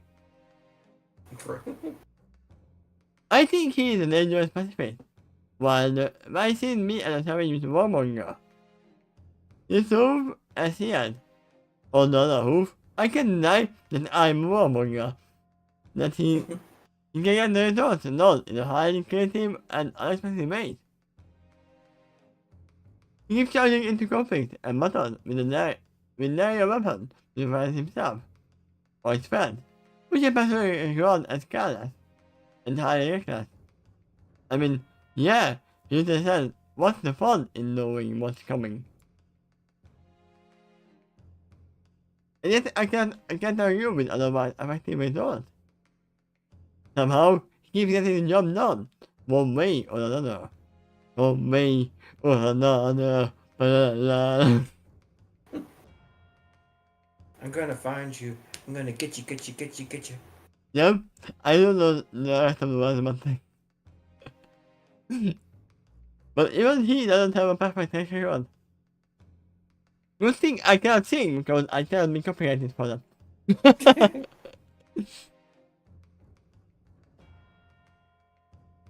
When the Max is posing the moment, I think each of them visually, one by one, before he goes on to say.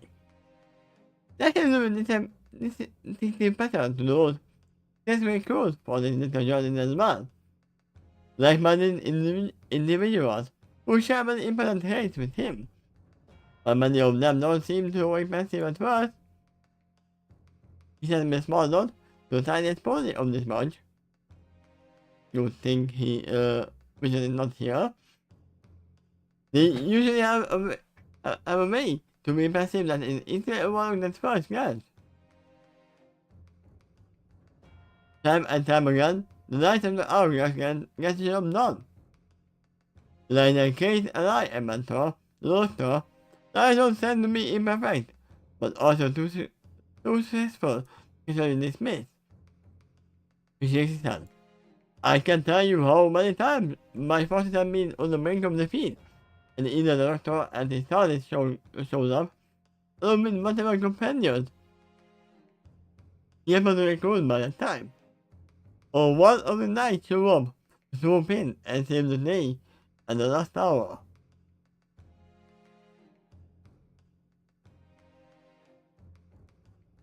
I mean, we know that the only reason TARDIS is a blue telephone right now is not that he cannot fix it. It's because the watchers of the show doesn't want them to fix it. Yeah, that's part of it, yeah. It's literally the same thing with the witches. You have to fly the blue. That comment's actually mentioned somewhere in the story that among the reasons that the TARDIS itself will not allow itself to change is it's become a symbol, even Yeah. within the story, that other cultures and timelines rally behind. So its form alone actually accomplished something. Except the only thing that the camouflage circuit is for.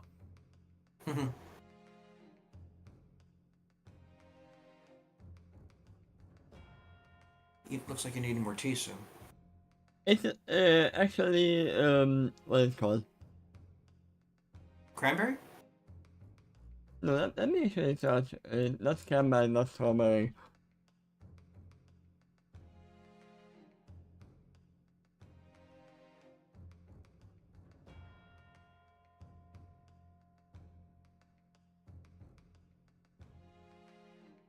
Strawberry. It is strawberry. But, wait. No, it is not strawberry. Wait, you have the same word for strawberry and strawberry? I don't know how to answer that. It is, armatus. Arbutus. In,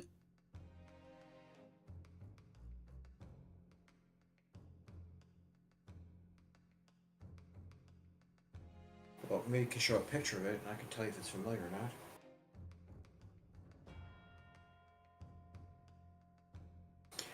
yeah, it is saying that these two are not the same thing. They are close, but not the same. They are both strawberry. But one is much smaller than the other one. But From these pictures, I can't tell the difference. it doesn't matter. It's strawberry. It's Okay. just strawberry syrup and water.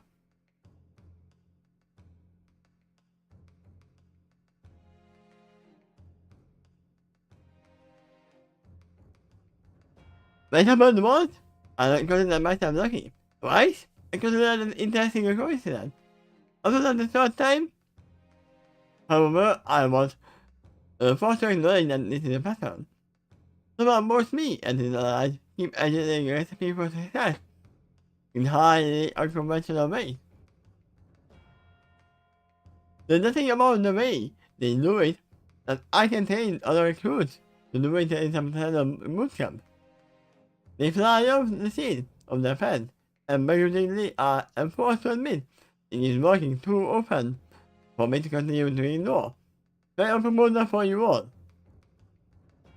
I mean, that is the thing that happened to me in math. The math teacher taught me differently how to count something. They were like, in the beginning, they were like, no, this is not good, this doesn't work. And then they kept giving me multiple different equations, and I still solved it with the way I learned from my father. Oh, wait. It seems to be working. Let me tell you what happens here. If it works, it works. It works, And it I works. think you brought up earlier that there was some kind of equation that thought was impossible to solve, and someone who came along who wasn't aware of that just went up and solved it. Yeah?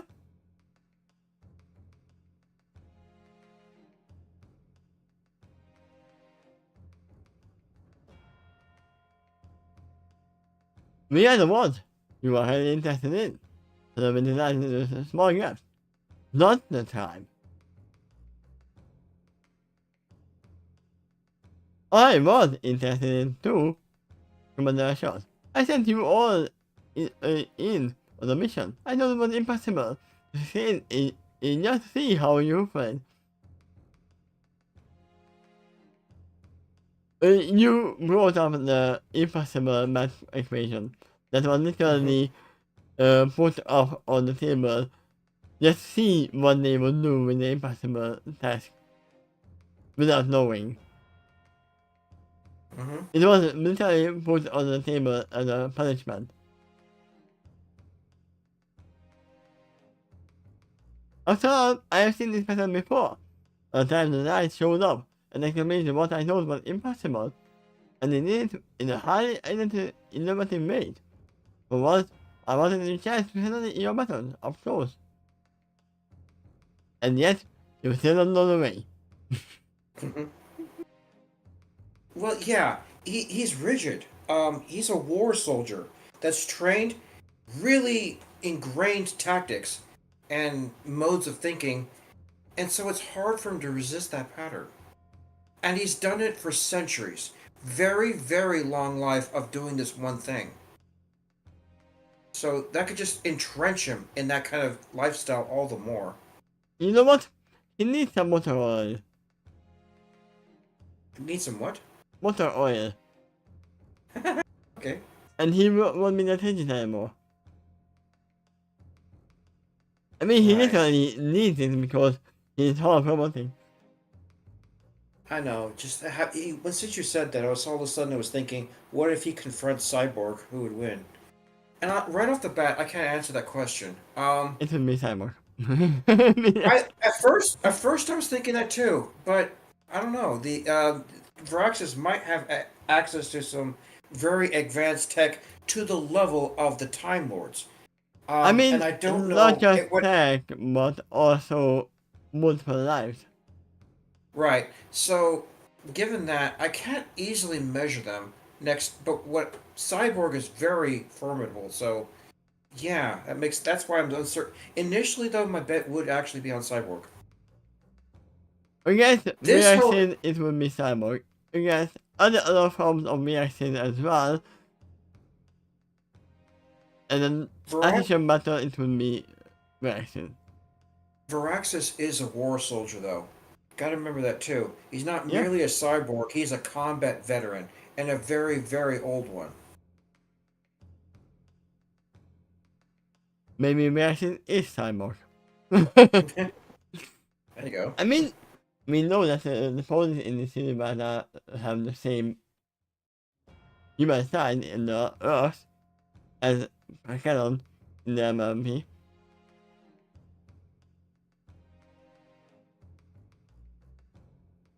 So he could be.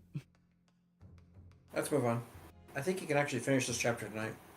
Yeah. So you had one or more was sparked. Morgan realized. That's how you knew the Chaos Beast had showed up in the camp and you swooped in at the last minute. What did I say in the beginning?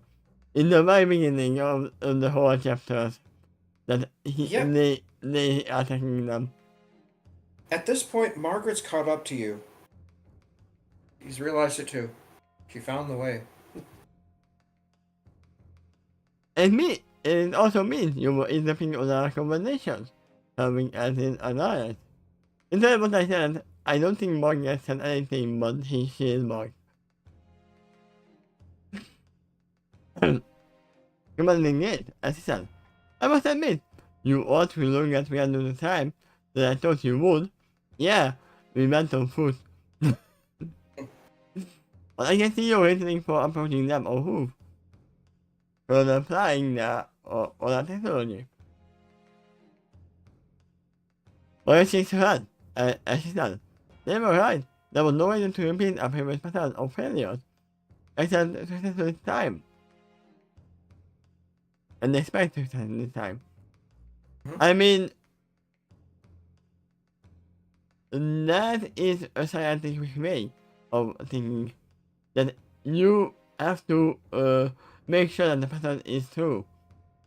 You have to fail multiple times to prove that it is a failure.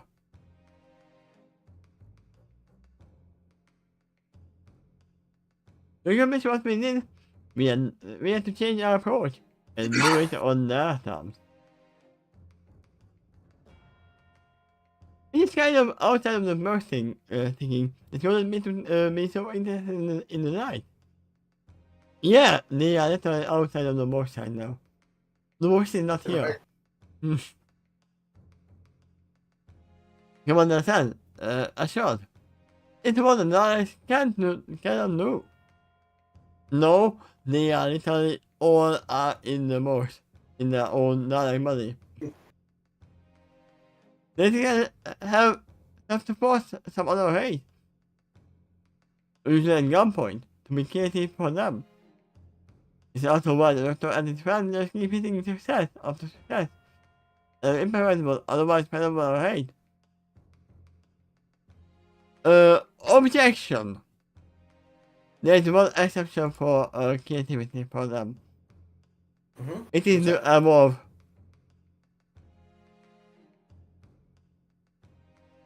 It is the perfect body. It doesn't have to be fully creative, but it still needs creativity to have perfect weaponized body.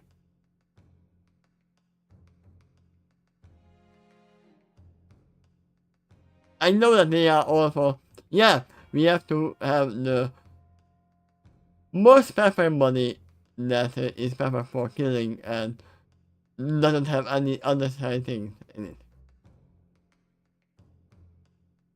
But it needs a lot of creativity, and we have seen them change that multiple times, evolve to that. So that is the only exception that I can't agree that they don't have anything.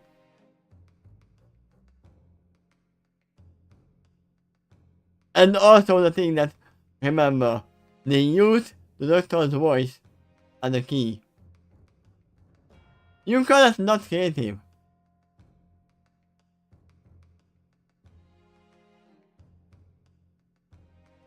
No.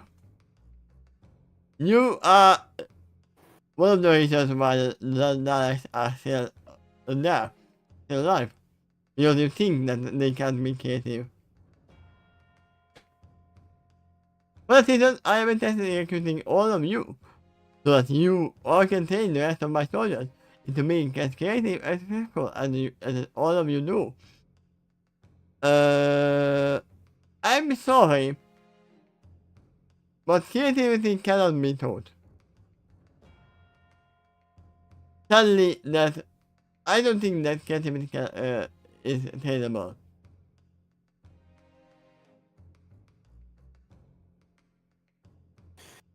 Spoken like a person who doesn't have much experience in it. Yeah. It's so.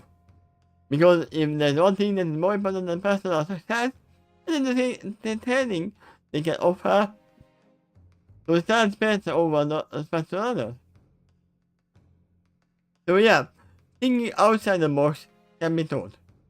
Creativity cannot.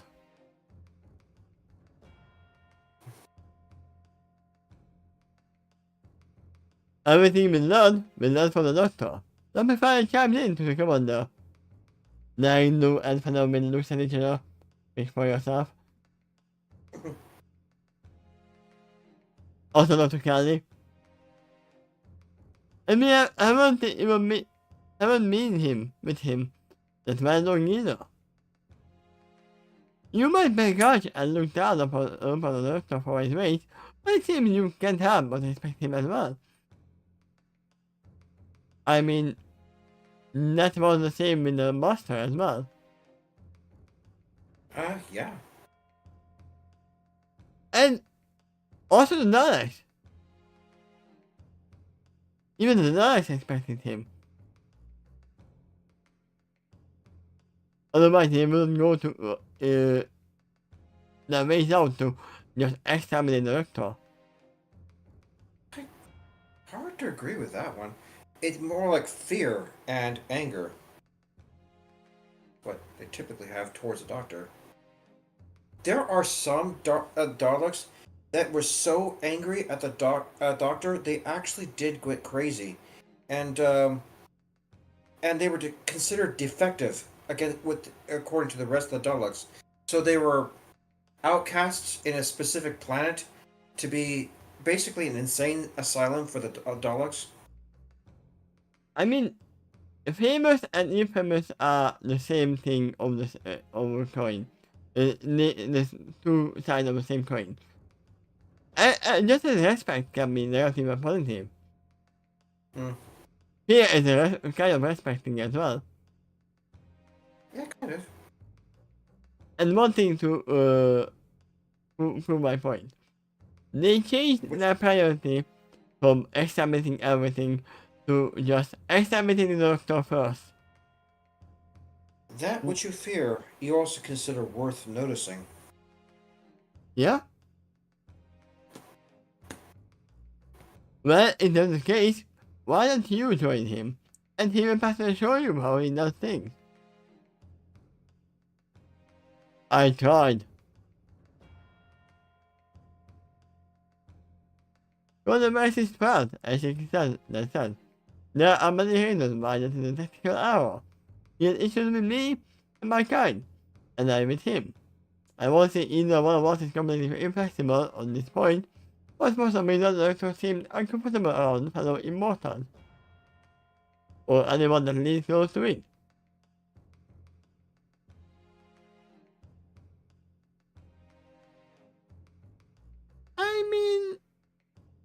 He did cover with the Master Protocol, right? A little bit.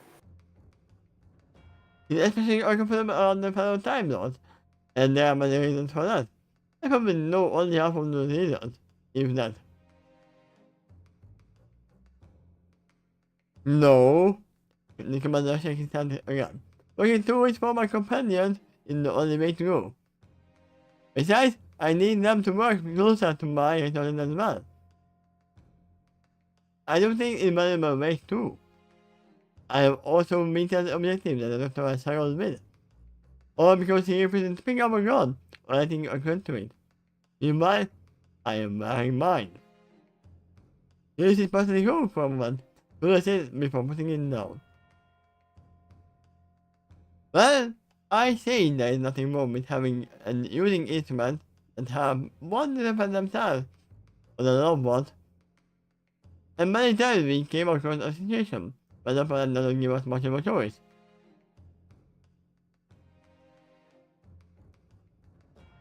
Objection, let's not use an instrument to save everyone, and that is a truest screwdriver, and the TARDIS. It's not a weapon, not a lethal weapon, but it is an instrument of choice. It's a very versatile tool. Yeah.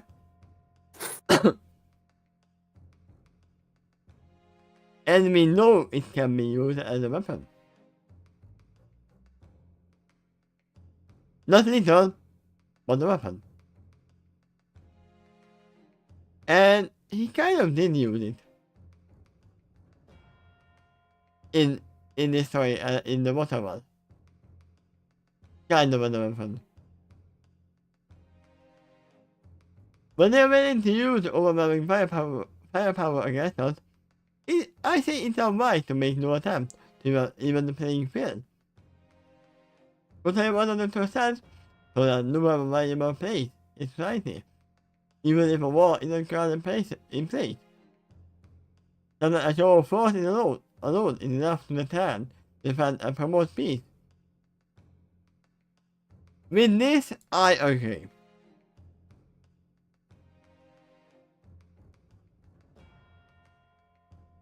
That's because I know humans. If they see that, you don't have the pattern, then I can take it by force. Well, yeah, this is a very old soldier, so I need to put in something in there to make him sound really reasonable. To further showcase the fact that he really believes this stuff. Yeah? Very proud as he actually looks down thoughtfully. And how many years have you destroyed in your war effort? And I've been scouted to Commander. Or are you going to stand there and say that your enemy is the only reason that injustice exists in your conflict? He knows it's not.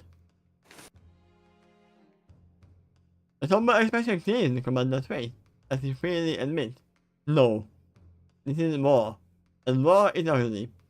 War never changes. I said that without hearing the line, by the way.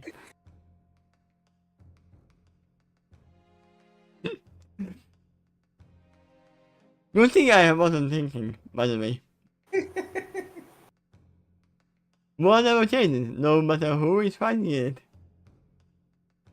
At least I will admit that I've been forced to make the tough decisions at some past cost. That is, that it takes to be a leader during the conflict. I made many mistakes. I have made mistakes too, and I have my regrets. There are many things I will gonna try and told for after the war.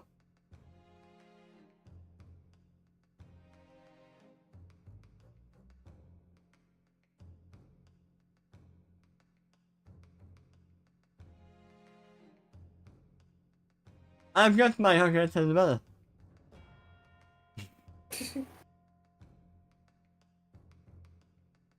I probably seen like 2 or 3 episodes of that, by the way. It's Because pretty it was not. creative how it tries to make a regular mundane situation wondrous from the perspective of the super young.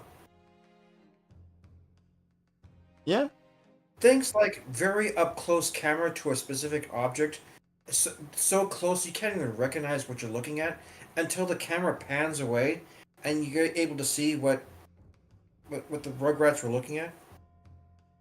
yeah, and I Yeah, that was not stuff like that. played in content too much. Will never change, does it? Yes, no, maybe. I mean, war itself does not change. How you fight the war not? Yeah. Commander James a point hard in his right to his right.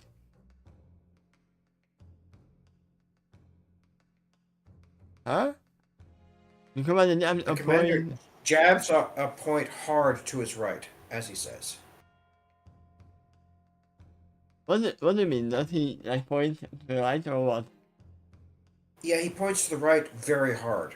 Ah, I was confused and just the point. Ah, so he knows this. Almost like the objection. Yeah, I was thinking that up. Objection! basically like that. Yeah.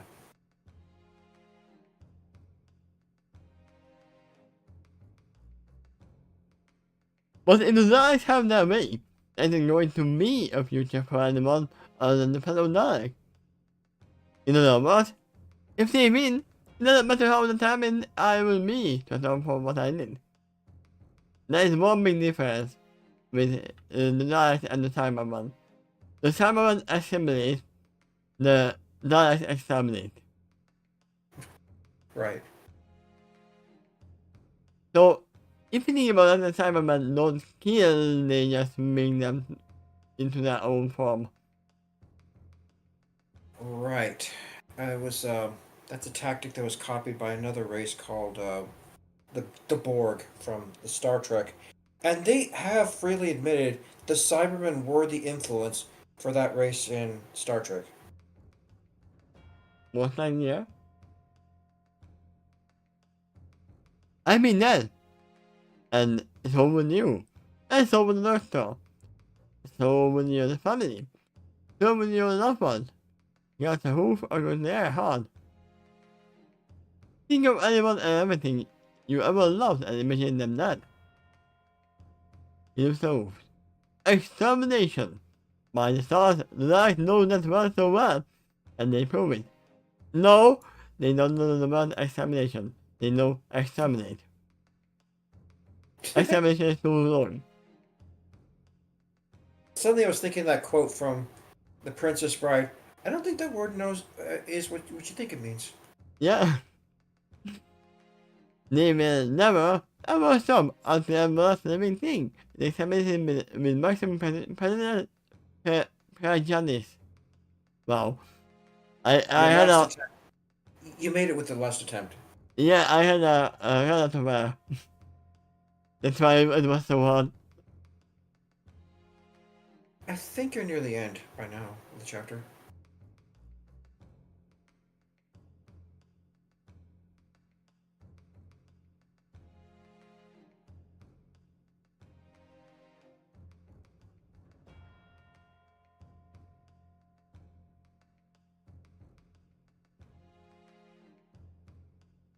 This is what the Daleks see the doctor as.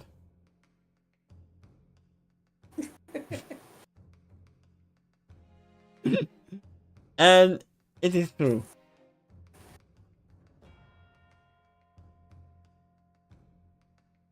Nobody's commander had lifted, that's under his chest instead, he might. To judge and condemn me all you wish. I can need.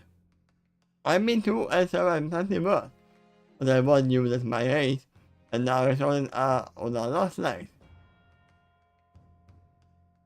The very thing that is trying to protect you all from annihilation is about to fall.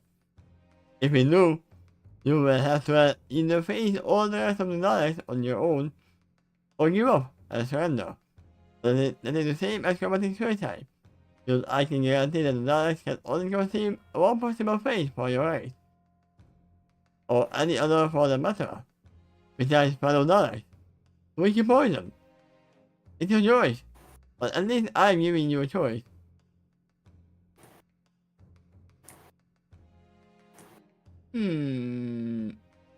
I think. Was there any point where the Daleks decided that, this race has given up. They are not fighting back? Do we need to examine them? I actually have observed one other role that a Dalek will perform besides extermination, and that's enslavement. Yeah, that's what I think. That they did take slaves. So If they can be utilized as a resource to help exterminate yet another race, they might be willing to consider that. yeah, I believe that they wouldn't kill everyone. Even after everything, they wouldn't kill everyone. That's true. It's not what he's saying right now. You notice though, his serious attempt to sell his point, right? Yeah? Like you could judge and condemn me, but if we fall, your protectors have fallen. And now you got to face this big enemy all on your own.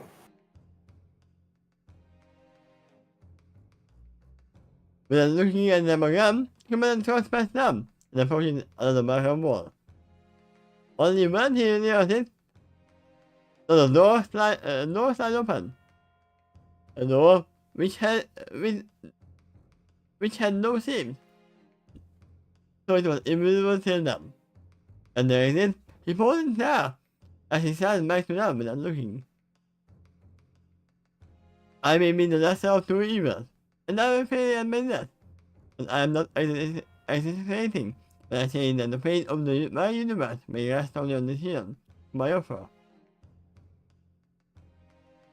Hey, if I have to choose between the two evils, I will choose the third one. After all, look around to admit that he won't cross why I will do whatever it takes for the greater good. So think about my offer very carefully.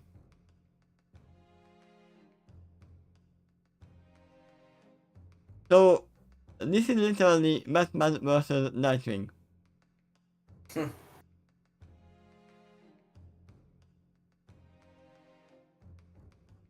Nightwing? Actually, I kind of think the Red Hood would be a better fit here. Batman versus the Red Hood. Yeah, it's almost the same. Nightwing was a different Robin. But Nightwing needs kill as well. So the Red Hood got killed and then came back from the Lazarus pit. And when he eventually kind of recovered his sanity, he was way more aggressive towards crime, willing to kill them at gunpoint. yeah, we more see the good and bad in most ideas. Yeah. This is steps out of the room. The door shut behind him, and in the rest of the doors in the room could not make it of her. I mean, whatever they choose, first of all, yes, he left, but the boy is still there, so he will still hear everything that they say. This time they know about it too. Except Anyway. if they go to the red crystal. I kind of feel like choices like this is very much in theme for a Doctor Who themed story. Once again, I pretty much think that there is a third option, and the doctor arrives and gives them, they go away. How much you want to bet that's what their companions are going to say? That instead of siding with the Time Lords or the Daleks, we're going to side with the Doctor. Yeah, A third option. that is what I said as well. That Yeah. he literally is saying that, no, there's only two options. You either come with me or you don't. or you are against me. Which is exactly how a rigid soldier would think, especially when traumatized by a long war. He thinks his beliefs, as they currently are, is the only reason he's alive this far. I want to learn the ways from the doctor, but not from the doctor. Sort of, yeah. He doesn't want to train with the doctor directly because he doesn't think the doctor would cooperate with that anyway, with another soldier. So he's attempting to aim at his companions instead to train his own soldiers to be more adaptable, more creative, more adventurous. Look, you But know that what? kind of flies but that flies at the face of the training of his military training to be rigid and always follow orders. Well, that sort of conditions you against creative thinking. Do what I say instead of come up with a good solution for yourself. You know what? Why he doesn't want the doctor to have the train the soldiers? Not because he doesn't see eye to eye for him. No. He fears that if the doctor starts teaching the soldiers would leave as well. Because the doctor would talk them into, oh, we don't have to meet anymore. You know, basically, that's exactly what happened. The doctor would probably tell them, if you want to learn from me, come with me. I will show you my ways by traveling through time and space. I will put you right face to face with the cultures that are out there and all the various problems that they're facing. And you have to think of creative solutions to solve each one because every single problem is different. Yeah? That's exactly how he would train them. So they would have to leave his side, at least for a while, so that the doctor is able to teach them his lessons. And he would definitely be willing to do it if they're willing to leave the comfort zones of this rigid soldier training, and according to the doctor's perspective, evolve from that role by becoming something better. And they will still be able to come back 1 year later. Your time Lord. You know, I will admit that when I first wrote the story, I was really thinking that Commander Varaxis was going to be a heavily antagonistic role for the story, the downright villain. Um, but as I continued to write for him and the to realize why he's doing what he's doing and what he believes, he just makes so many sound arguments that at least kind of sound reasonable. That he's not quite as dark as I thought. Instead, he's just like a weary soldier that's really stuck in his ways, but truly believes he's in the right. There's a problem that he believes he's in the right. Yeah, he thinks he's doing what he has to do. Even he admits he has regrets, but he thinks the situation forced him into it. I mean, for all That we he ha- know, at this very moment, the war might be over and over, but neither side know about it.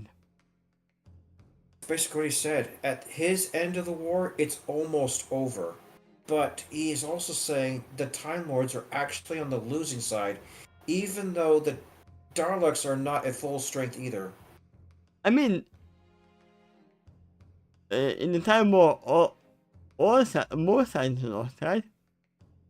Yep.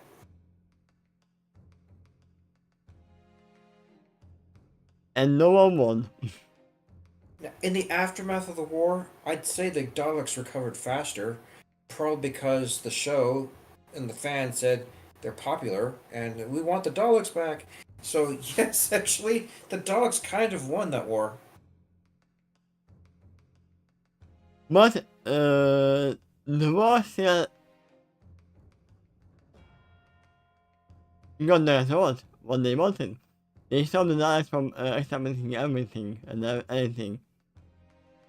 Yeah, yeah. You gotta wonder, would the results of Rest in Time and Space be so much worse had the Time Lords never did anything to try to stop the Daleks? Yes, That's what that's what Varaxis believes, that his race is the police force. that's attempting to prevent major damage to time and space, which the Daleks don't care about. So they'll just do whatever it takes to exterminate. So the Time Lord stepped in. It's like, no, you can't do that. You can't assassinate President uh, Washington or whatever. And so they attempted to stop them, and then they just get more and more embroiled in this conflict until it got personal to the Time Lords too. And then they abandoned their morals and said, "We're gonna just do anything it takes to survive because we might lose if we don't." I imagine that stupid thing that you can't kill you can't exterminate Washington. You can kill anyone else, but leave him alive. Right. That's something else to consider about the Time War. The emphasis on time is it means it's stretching across all of time and probably trying to create and damage fixed timelines on purpose. Each side trying to undo the and erase the existence of the other side by attacking their past. I mean, if they would won, they would have won. They would have lost.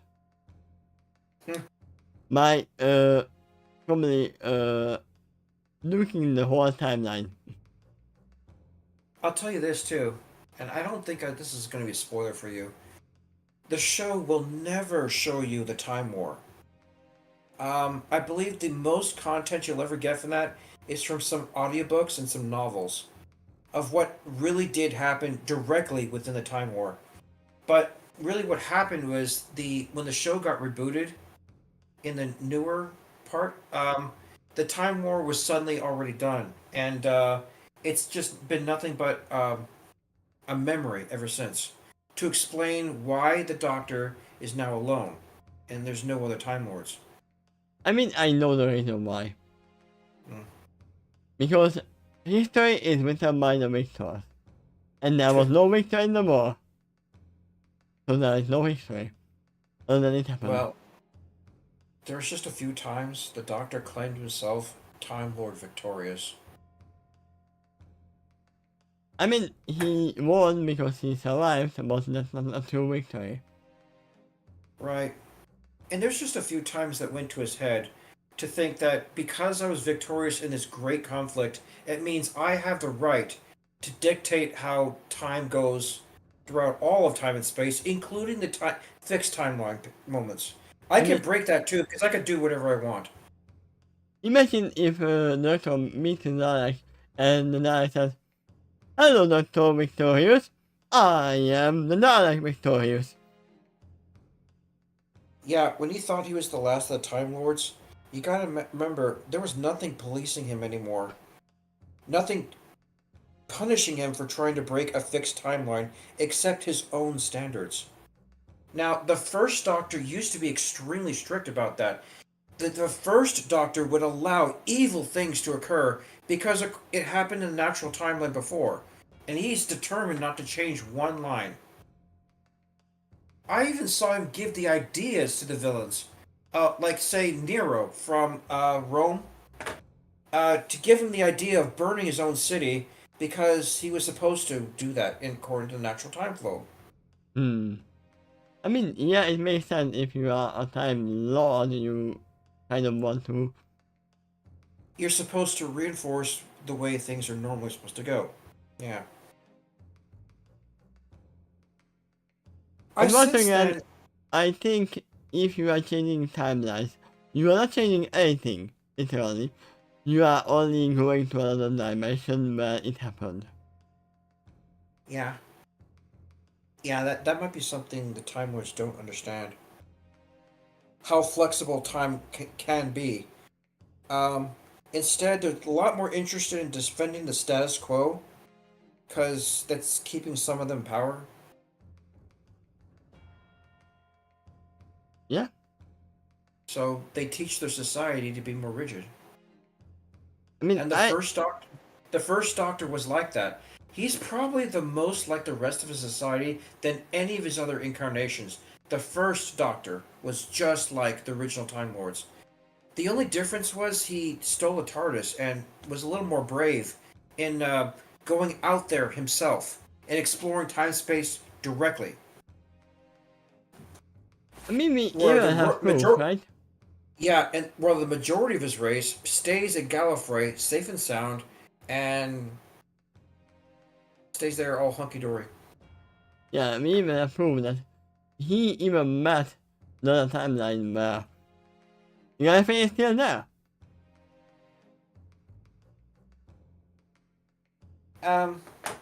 What did you think of the Veraxis' argument here? Which I really tried to write it as reasonable as possible from his perspective. From his perspective, yeah. Yeah. It is very urgent. My thinking is the only right thing. You can praise me, but you know you don't have anything else. You either join me or you don't. It is Yeah, very it's- soldier-like. Very soldier-like. Right, exactly. And add to that a soldier who's centuries old, so he had even more time to get stuck in his ways. Seemed to me the only thing you ever agreed about with him is the fact that soldiers are necessary as a deterrent in order to protect the peace. You can make the same argument about police officers.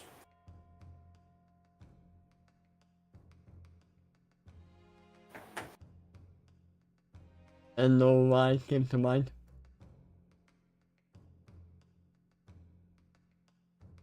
He's pretty rigid. A stick in the mud, as you can see from his cutie mark. Yeah?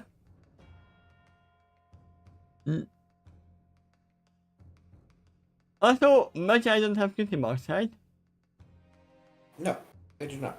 Okay. They're just not aware of their potential enough to awaken such a thing. Also, they're not familiar with the concept enough to realize they might have the ability to do that. If no one ever teaches you that as you grow up, it makes it that much harder to actually have a cutie mark awakening. Imagine if Whereas there is suddenly grows a cutie mark of stitching.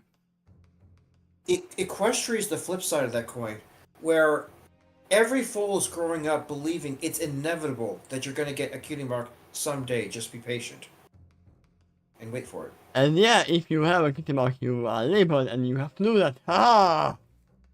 Right. And what my cutie mark is telling me. The thing you're stuck doing for the rest of your life?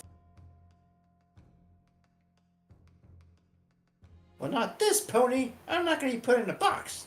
I mean, imagine if you didn't get a cutie mark, but upon being born, somebody will get a random sticker and put it on your butt. There you go. Now you have to do that for the rest of your life. Here's an interesting one. Just think of this. What if your cutie mark is blank? The color white, or whatever their color their hide is. They really did awaken their cutie mark, but the color of the cutie mark matches the color of their hide. We do have one.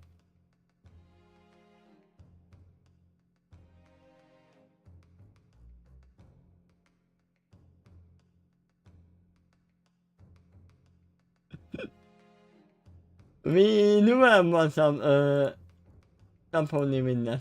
I know it's not. You have the cutie mark talent, quote unquote, blank. Yeah, Quote okay, unquote blank. That's what I thought you were going to make a blank check.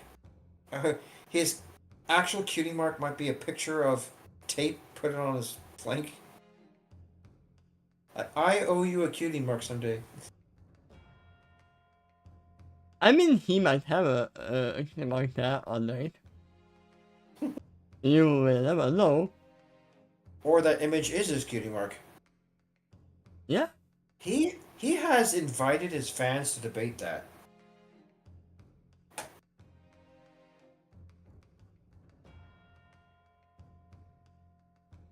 Also, there is one thing that we have to consider that happened in RP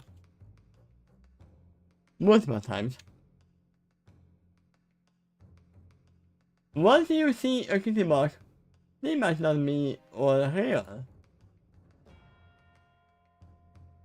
If you think about that. We had cutie marks, we had the other time when they had multiple cutie marks, there was even Cammy, who made a fake cutie mark, and we had Okay. Starlight, who painted over her cutie mark. No, no. What I recall instead of that is she tried to force a cutie mark through magic, and it briefly worked, but faded away in seconds. No, I mean when she was the leader of our town. She painted over her cutie mark. The Starlight then. Okay, you're Yeah. talking about Starlight Glimmer. Um, Sort of put powder on her flank that's the same color as her hide in order to hide her cutie mark. Then she painted the equal sign over that, Yeah? which was again some kind of powder, which just proves it can be concealed like that way. It is magic, but not just magic. And then there's another point you could bring up: Starlight Glimmer successfully removing cutie marks for real and replacing them with equal signs. And putting it in the world. Hmm. Which emphasized she just couldn't erase it into oblivion. It had to be stored somewhere. You can't Now, think destroy about. energy. You can't destroy energy. You can only relocate it, or Wait, maybe if change that change is it. possible, would it be possible to take someone's cutie mark and use it on your own, as your own?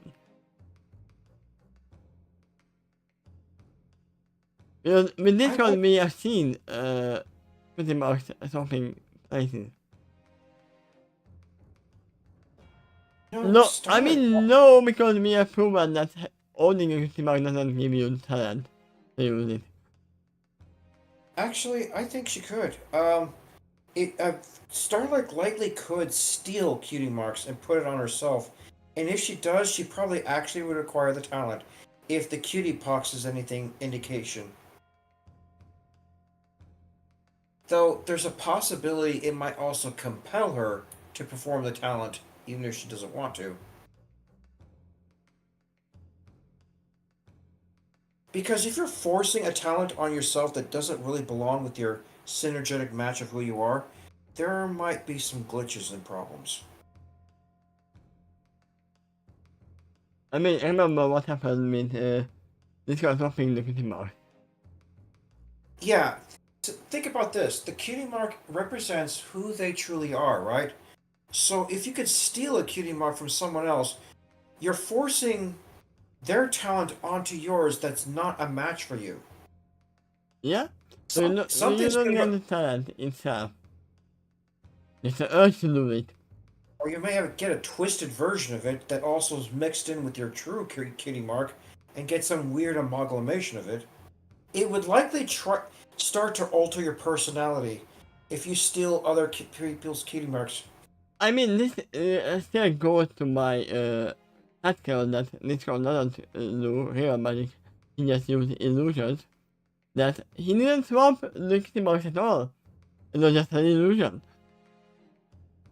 Yeah, well, I think he really is teleporting when he does that stuff. Teleport is different. Even normal police can do it.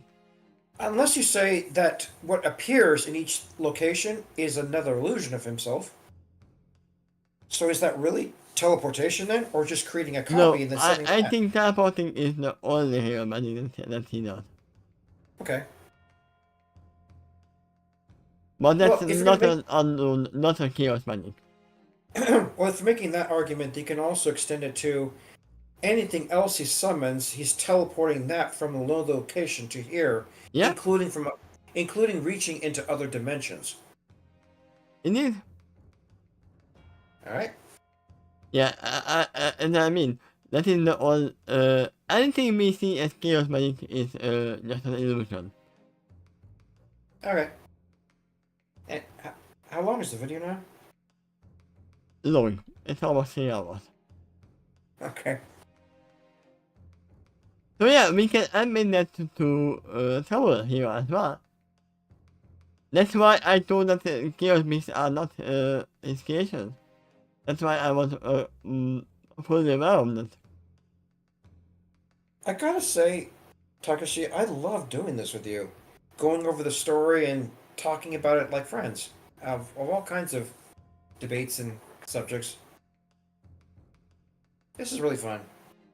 This is not just a reading exercise, this is the mental.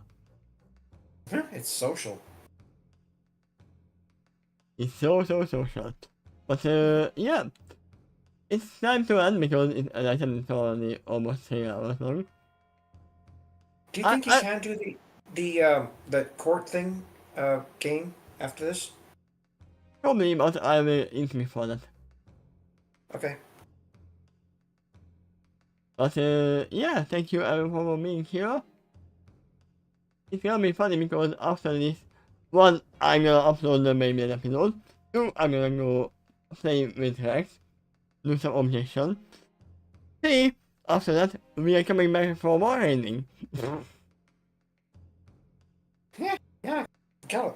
It's nice to have things to do, isn't it? Yeah, and also I have to go to pee, so I mean I'm back for you after this. Okay. So, see you all guys, bye bye. Bye.